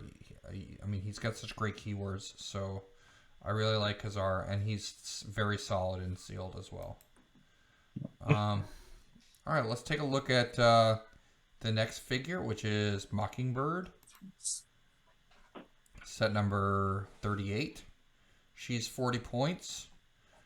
She's got the Avengers and Shield keywords, and 4 range with 2 targets, 8 speed with special, 11 attack with precision strike, 17 defense with combat reflexes, 2 damage with close combat expert.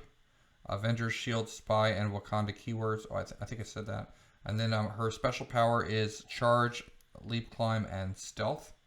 So she does have a team up card that you can use with her. Team up with Hawkeye. If a listed friendly character is on the map, Mockingbird has free make an attack, but only to target a character that was hit by a friendly character named Hawkeye this turn. After revealing that's the team up card for Mockingbird. Brian, what do you think about Mockingbird?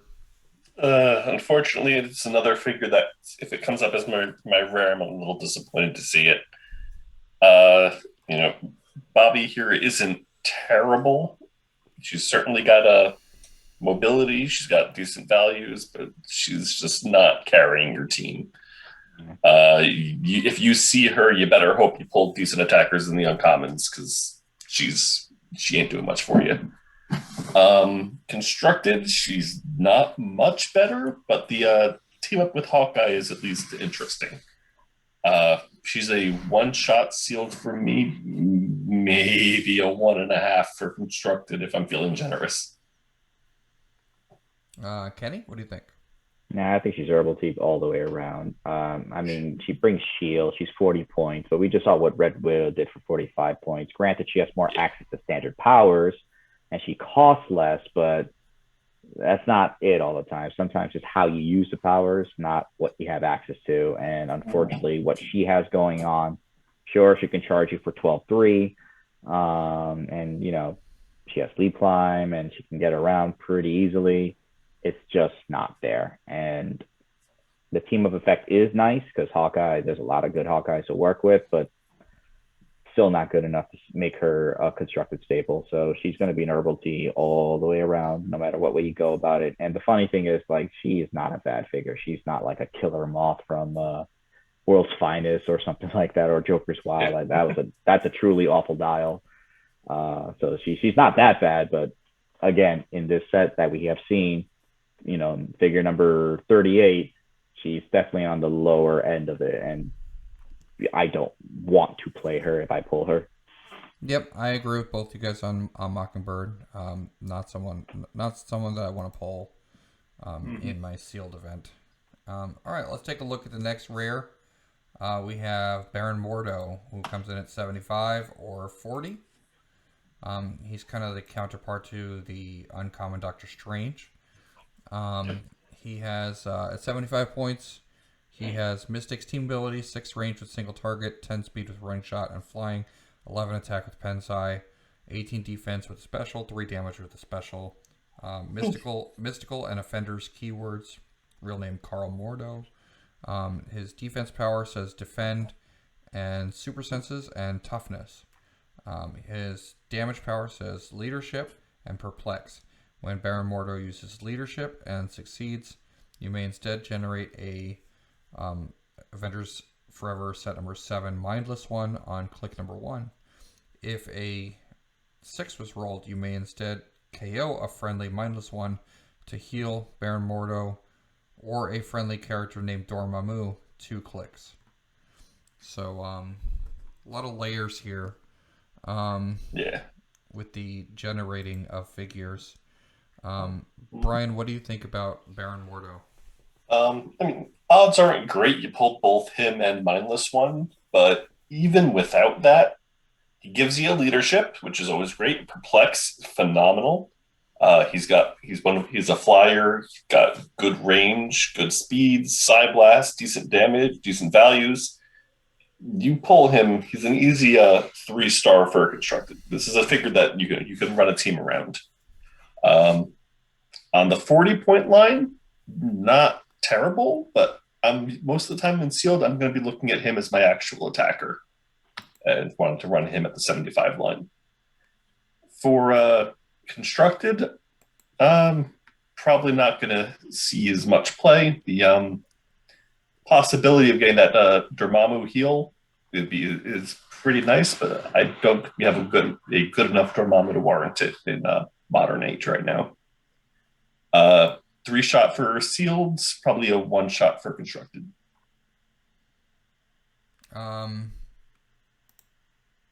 Kenny?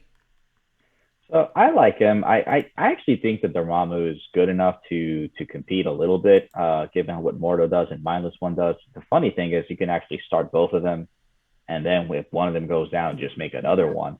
There's a lot you can do there. I'm not gonna sit here and say it's going to win, but I do think it's competitive.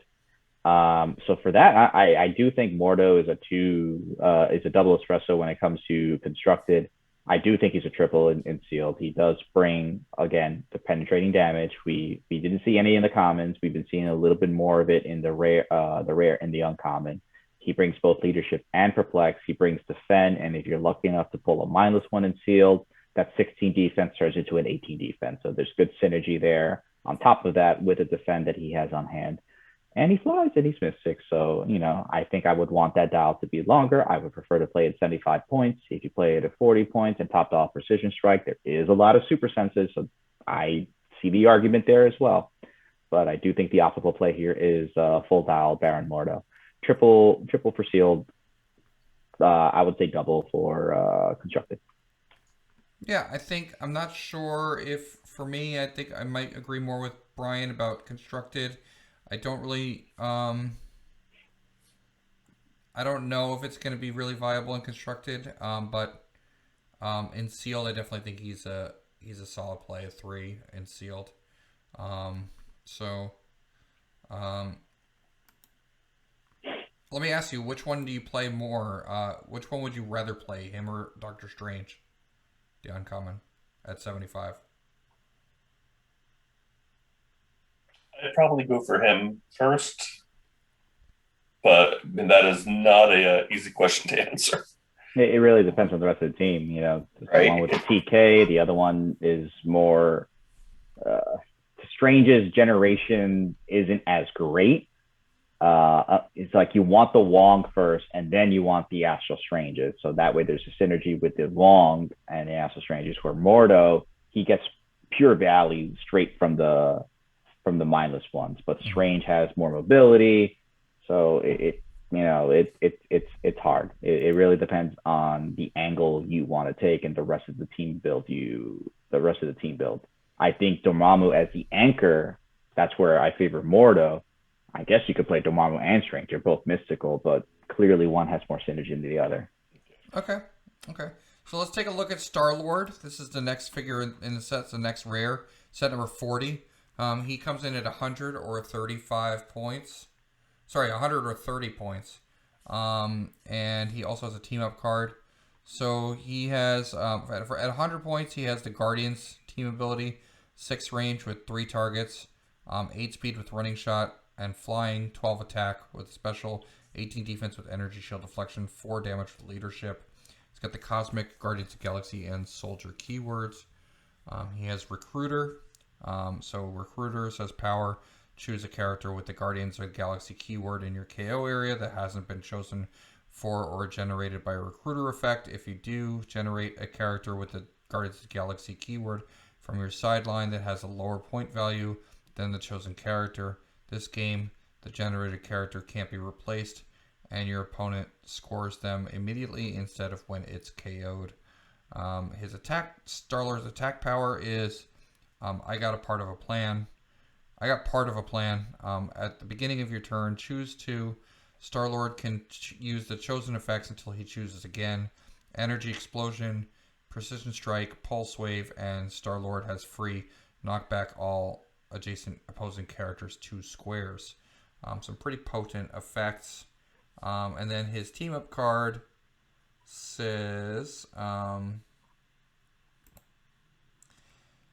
Guardians of the Galaxy theme team. If Star-Lord is part of the listed theme team, he has, when a friendly character with the Guardians of the Galaxy keyword misses with an attack, give Star-Lord a plan token. Free, remove up to 3 plan tokens until your next turn. Star-Lord can use Perplex and can use it a number of times equal to the number of plan tokens removed.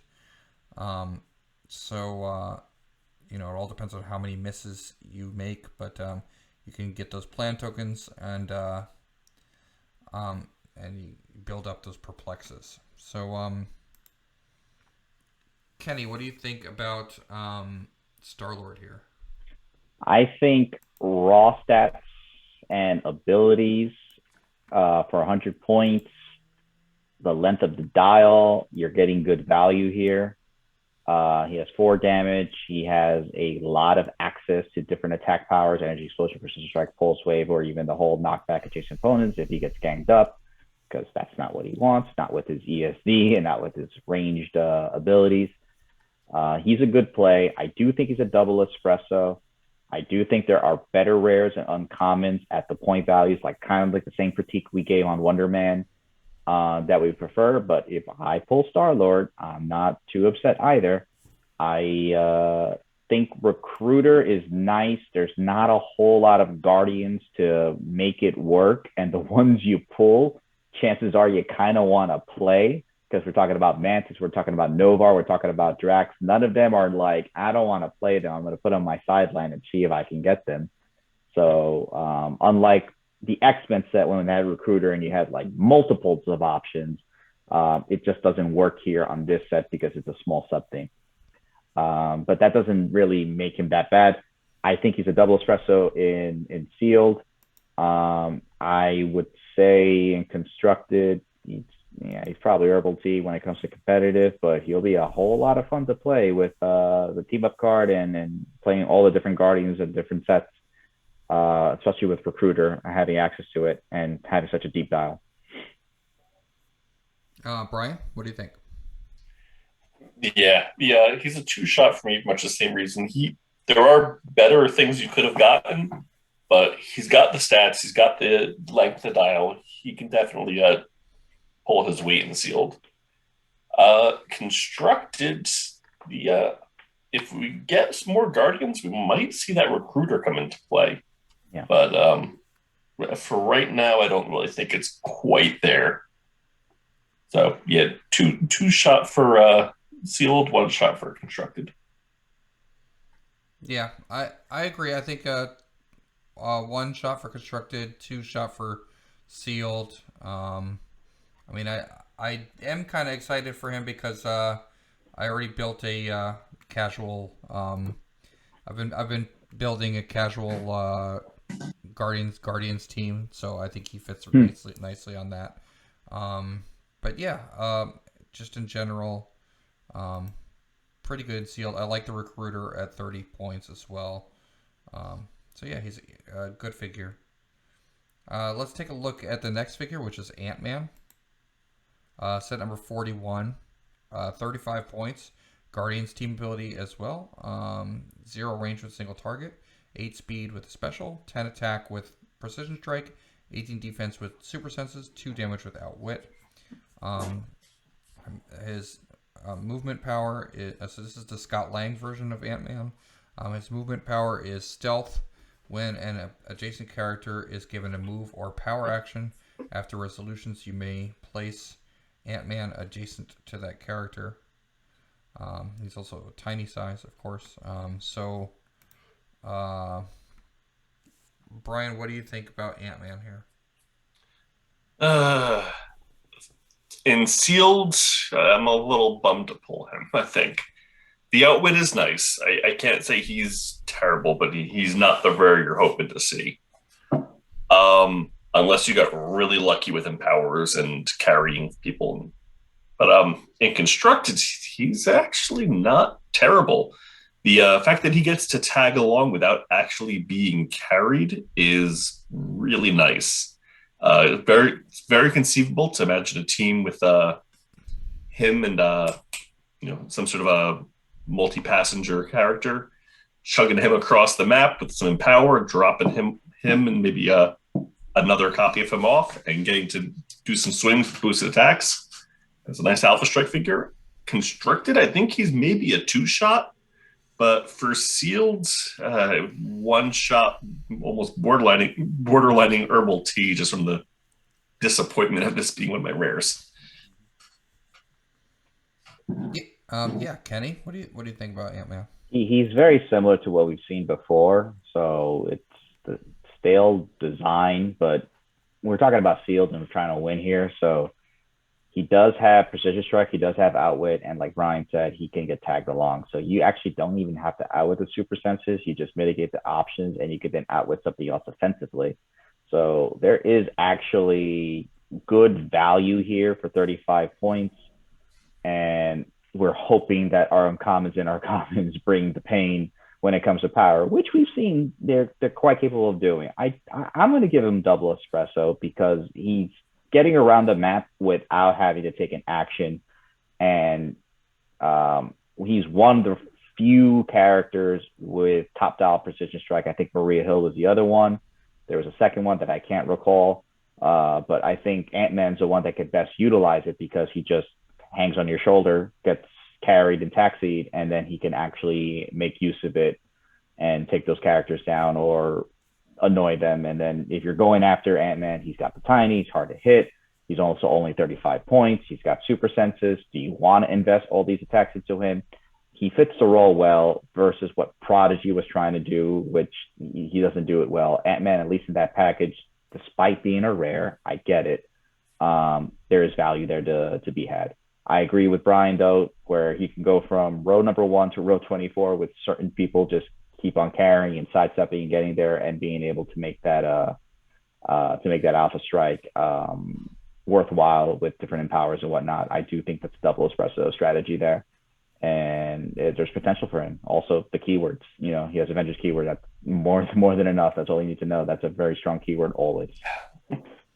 Yeah, I think he's a 1.5 in sealed and a 2, maybe possibly in constructed. Maybe a 1.5 constructed also.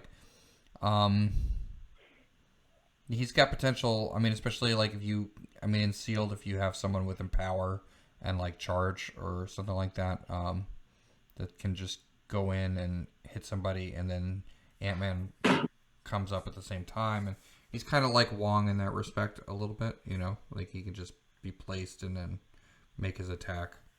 Yeah, it's interesting how he can do that. And plus, he's a cheap outwit, so he's definitely useful in sealed. I guess I put him at 2 in sealed because of the cheap outwit.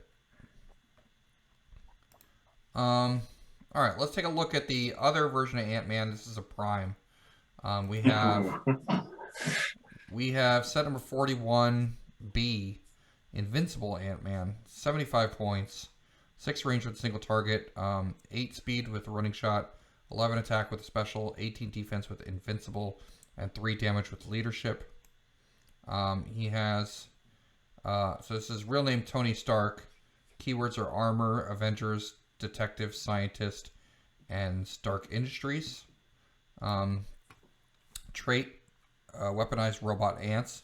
At the beginning of the game, generate a robot ant bystander, max 4. When Invincible Ant-Man hits with a ranged attack, after resolutions, generate a robot ant bystander, max 4, in a square adjacent to a hit target. Another trait, I am Ant-Man, free. Choose one. Invincible Ant-Man can use the chosen effects until he chooses again. Protected, pulse wave, super senses, and modify defense +1. Or standard size and modify attack and damage +1, because he starts as a tiny size figure. So you can make him standard size and give him +1 attack and damage. Also, his attack power is pulse wave. When Invincible Ant-Man uses it, you may choose to use it as if he occupied the squares of all his robot ant bystanders. If you do, if there are 3 or more robot ant bystanders on the map, hit characters are dealt 2 damage instead of 1, and after resolutions, KO all his robot ant bystanders. And he does have a stop click that says stop toughness at the end, at the very end of his dial. So there's a lot there. Kenny, what do you think about this Ant-Man? Oh, this is Prime worthy for sure. This is a fantastic figure. Kind of have to maneuver the ants and things like that, so there's a little, fiddliness there, but it's worth it. The fact that he can change his size, he manipulates not only his size, but the combat values that you want to prioritize. He starts with 4 ants, and those ants are nothing to sneeze at. They're poison, they're toughness, they're harassers. He could also pulse wave through them. Granted, they do KO, but he also has a trait where if he hits with a ranged attack, after resolution, generate 1. So you're always going to, as long as you hit, you're always going to have an ant. If you miss, well, you don't have to KO the other ants. They're still there. So there's good synergy there, and the ants are. There is a maybe to they still have the ants, because they are other characters, and it is his pulse wave. So they will, if you pulse wave through the ants, they are targets of his pulse wave. Of course they are, but the first trait is when he hits with a ranged attack, after resolutions, generate a robot ant bystander in a square adjacent to a hit target. So if all the ants get KO'd, you're choosing the order. You're KOing, you're finishing the attack power, then you're triggering the trait because you're the active player. You can generate a fresh new ant next to the hit target, assuming that the target's still alive. You KO the target, and you get no ants. No, just pointing out there, it is possible for you to miss your targets, but still hit the ants and just, which that's true too. Just be careful you don't pulse wave around when there's a with a 17 defense or lower. 12 attack, you'll be fine. No one ever misses a 12 attack except me. Right. Well, it's interesting that what you could do with that trick first. Also, he can dish out a lot of damage because. Oh yeah. He with his, if he's standard size, he's got 12 for 4. Then let's say he hits, generates an ant, and then that ant poisons. So that's like 5 damage right there. Potentially, depending on the defense. No, there's, like I said, there's a lot of good synergy here. If you're pulling this Prime, you probably want to play it. It is a triple espresso for sure. He has a stop click too, so he has a hardy dial. He's generating bystanders. Those bystanders you don't want to ignore. They're not super scary, but they're not pushovers either. There's a lot going on here, and it's all good. It's not sure what more I can really say. He has access to the attack power. Again, outwit is not a huge thing in this set that we've seen so far, so chances are he's going to have access to it at all times. And just go ahead, have fun, send the ants out there, and watch your opponent panic as they have to try to dance around it and try to hit a tiny character. And and that's only 75 points. There's still other pieces on the team. This is a great play, triple espresso for sure. I think maybe he's a single espresso and constructed, as crazy as it sounds. I would love to say that there's a way to make this work, but he's tiny, so you can't even equip it at the beginning of the game anymore with the new rules. Well, you never were able to. The new rules don't allow him to. I know he could change his size mid-game, but it's too late at that point. If he was standard size, I would say he's probably maybe a double espresso. Yeah. Yeah. Full agreement there. All right, so let's take a look at Claw. Claw is set number 42, 75 points or 40 points. At 75 points, he comes with 6 range with 2 targets, Masters of Evil team ability, 10 speed with phasing teleport, 11 attack with pulse wave, 18 defense with special, and 3 damage with range combat expert. His trait is sound construct. Power, generate a sound construct blocking terrain marker in a square within range and line of fire. Max 1. Free, choose one. Place the sound construct marker in another square within Claw's range and line of fire. And making a close attack using Claw's printed combat values, but only to target a character adjacent to his sound construct marker, regardless of adjacency. He's got a defense power, body of pure sonic energy, super senses, but succeeds on a 4 through 6. When Claw uses it and fails, you may reduce the damage taken equal to the result. Protected outwit. Brian, what do you think about Claw here? He is a good figure.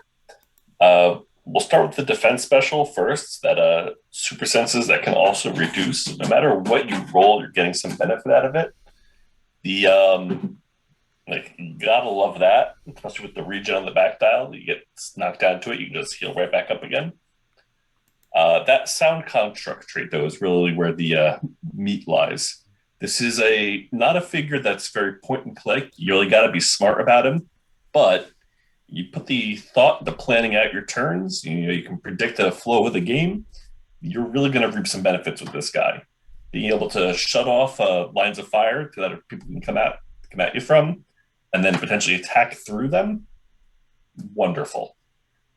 For me, he is a 3-star pull, but I could see him maybe being a 2-shot figure for the people who aren't quite as ready for the mental gymnastics it can take to run him. Constructed, though, unfortunately, probably going to be 1 shot. He's 75 points is just a lot to ask for in today's game. Kenny? No, I agree with Brian. He's not a beginner-friendly piece, unfortunately, and sometimes you're going to have that. But if you figure him out, he's annoying. And he's hardy, too. That defense power, which also has protected outwit. So, you could be careless and still succeed and do all that stuff, which is why precision strike is important. Penetrating damage is important here too, because yes, he can reduce the damage taken equal to the result, but the penetrating damage would get through that. So very rare we say that we care about exploit and penetrating for a super sense effect, but he is the example right there. Mm-hmm. And we have seen some of it, a little bit more than the outwit, but so he's not completely carefree in this set, but he feels confident. But the sound construct, that's where the meat and potatoes are. And once people figure out how to do that, how to manipulate that, That's where he's triple espresso's territory. But I can see people being turned off by it, forgetting it, or not doing it properly, and they've had a single or double espresso worth out of him. So it's one of those tricky ones. Constructed, you would think again with the kit that he has, he's going to see play, and we've only seen 2 figures so far that we were 100% surefire that were going to be meta relevant. I don't think Claw's one of them. On a Frightful 4 swap team, yeah, I guess he can see there, but okay. I'll say single espresso at best for constructed. Yeah, I mean, I think single and constructed. I would say double in sealed. It really depends on how well you can use him, because he's kind of a tricky piece, but he's got a lot of potency. So let's take a look at the next figure in the set, which is Swordsman. Swordsman is set number 43A. He's 50 points. He's got the Avengers and Masters of Evil team abilities, 4 range with single target, 10 speed with charge, 11 attack with special, 17 defense with special, 3 damage. Keywords are Avengers, Batrock's Brigade, Martial Artist, and Masters of Evil. Real name Jacques Duquesne. He's got an attack power more than a sword, Blades, Claws, Fangs. When Swordsman uses it, after resolutions, give a hit character an action token. And then a defense power, Repost, combat reflexes, and toughness, super senses, but only for close attacks. When Swordsman is missed by a close attack after resolutions, deal the attacker 1 penetrating damage. So it seems like you really want to shoot this guy Mm-hmm. and not get close, not get in close against him. I mean, Kenny, what do you think about Swordsman? I agree with that. Yes, a guy named Swordsman, I would not want to be close with. Yes. When he's in your face, he's quite good. Unfortunately, it takes him a while to get there. He doesn't fly. He does have some movement. But he's a rare. He's 50 points. He's not bad, but kind of misses the mark on what the other rares were doing. He feels more like the uncommon or common that we would like to see. The defense power is nice, though. The fact that he has super senses, the fact that once he's in your face, he can start dealing you damage when he's not attacking, on top of him probably blading you and giving you hit action tokens. The thing that he's meant to do, he does very well. Unfortunately, in this set, it's going to be a hard time for him to get in position to properly do it. Thankfully, he's only 50 points, so he's not a huge investment. But again, as you're rare, it's a little disappointing. I'm going to say he's a double espresso because I do like the kit that he's bringing. But yeah, you definitely want Blue Marble. You want the Prime or other things like that. And that's where I am with that. Constructed, definitely an herbal tea. I'm sorry, it's just not good enough. Brian? Yeah, same thing for me. He's cute. I like him. It's, he's a decent attacker, but he just isn't really bringing it for the game for me. Yeah, herbal tea for constructed, 1 shot for sealed. Yeah, I put him at like a 1.5 for sealed. I think he's okay, but like I think there's better options, and he's got kind of low defenses. If you outwit his defense power, that's like he kind of is susceptible to that. Or shoot, hit him from range. So yeah, I'd give him a 1.5 in sealed, and I'd give him a 1 or a herbal tea in constructed. All right, let's take a look at the next figure, which is Swordsman Prime. Swordsman Prime is set number 43B. He's 75 or 40 points. At 75 points, he has 6 range with single target, 10 speed with charge, 12 attack with special, 18 defense with toughness, 3 damage with shape change. Avengers, Cosmic Deity, Martial Artist, Ruler, and Warrior keywords. He's got a trait, Kotati General.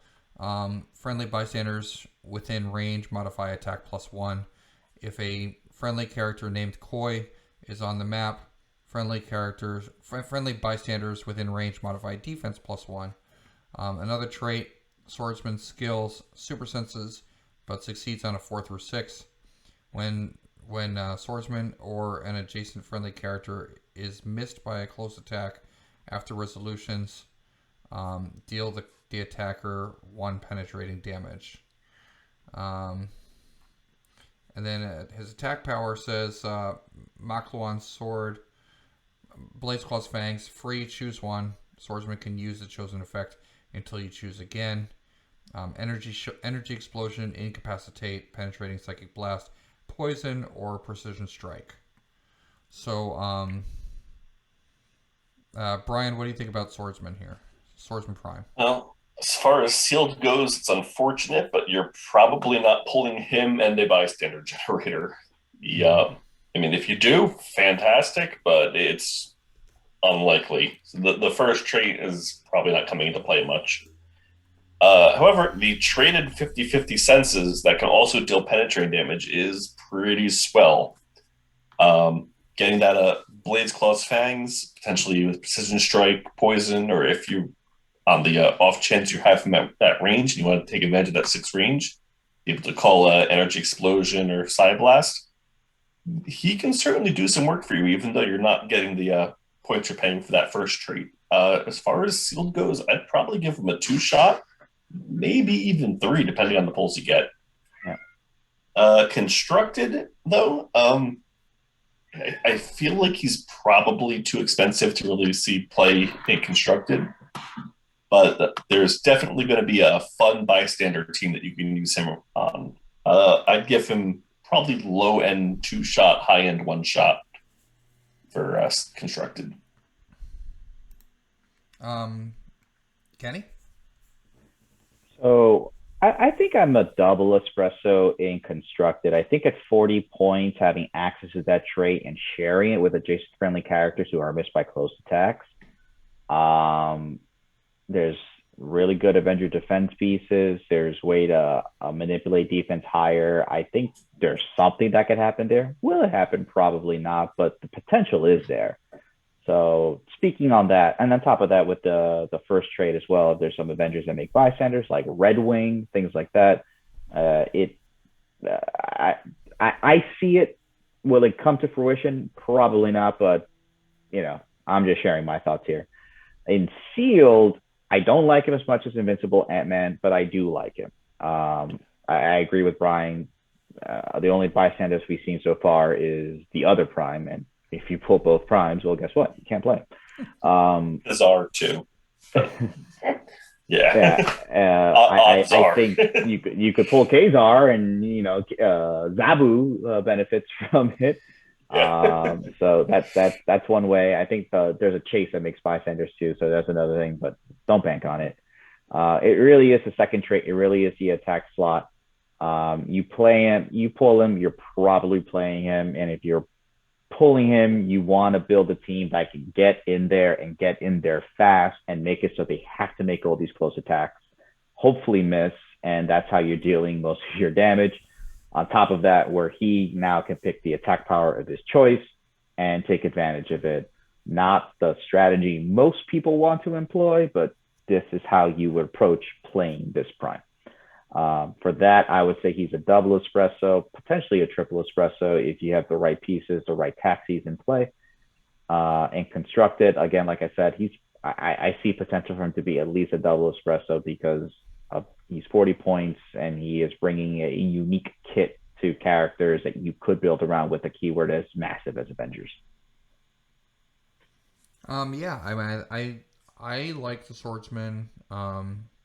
I don't think he's as good as Ant-Man in Sealed, but I think he can be really good with that trait with the adjacent characters getting taking the penetrating damage.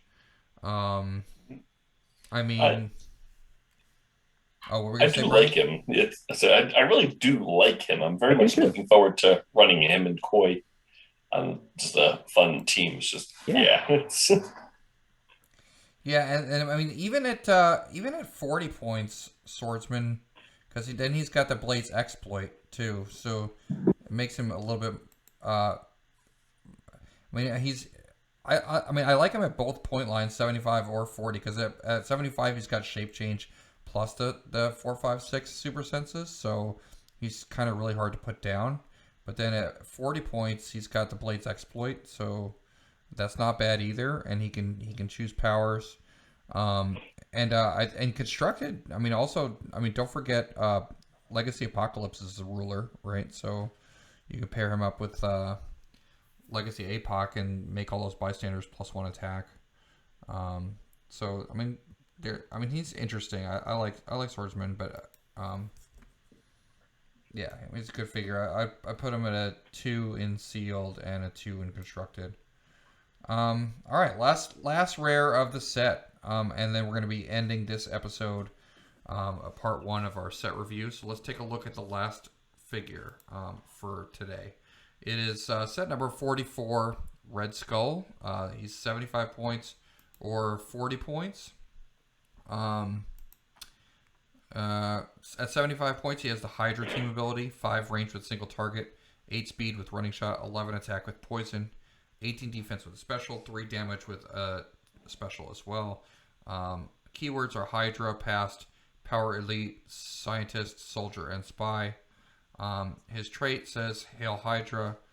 Leadership, when Red Skull uses it and succeeds, you may instead generate a set number 3 Hydra Agent on click 1. If a 6 was rolled, you may instead generate a set number 19 Hydra Officer on click 1 if there's not a friendly Hydra Officer on the map already. He also has a defense power, and 2 more shall take its place. Combat reflexes, Mastermind, and Toughness. Once per turn, when Red Skull uses Mastermind to choose a friendly character, with the Hydra keyword, and that character is KO'd from the attack. After resolutions, you may generate up to 2 more Hydra agents on click number 3. Wow. Yeah, that's pretty good. And then the damage power is he has a damage power, close combat expert, and outwit. All right. Yep. So, who wants to do this one? I can jump in. For sealed, I'd give this guy a solid 2 shots. You're probably not pulling all of the Hydra agents and Hydra officers you want to really make him sing. But even without that, he's got a solid kit here. And you shouldn't let that running shot fool you. This is a guy that wants to be up close. Ideally, you're running him with someone that can fly just to get him in there, get that combat reflexes defending him, get the mastermind to shut any attacks off to the attacks that brought him in. And you can just sit there, outwitting, poisoning, laying in the pain. In constructed, I think he's going to also going to give him 2 shots. Well, you might be giving up points with that masterminding and generating. I think it's a solid bargain to be able to just shut those attacks off and just keep putting out more mastermind fodder while your hitter here just continues to do his work. Mm-hmm. 2 shots all around for me. I'd be happy to see this guy in sealed. Yeah. On top of that, it's mastermind fodder that if they survive, can start pulse waving. And running shot him out and deliver that pulse wave. And you are giving up a lot of points, but that's, again, the risk reward here. And I think it's worth it. I would agree with you. And sealed, it really depends on what you pull. Don't get me wrong, for 75 points, he does have a good kit. But he's really, just like all the other ones, he's really going to shine if you pull one, possibly both of these characters to play with. I'm going to say he's double. His potential could be triple if you pull both Hydra Officer and a Hydra Agent, at least one of each, common, uncommon, and a rare. Not impossible to do, but probably not going to happen. Yeah.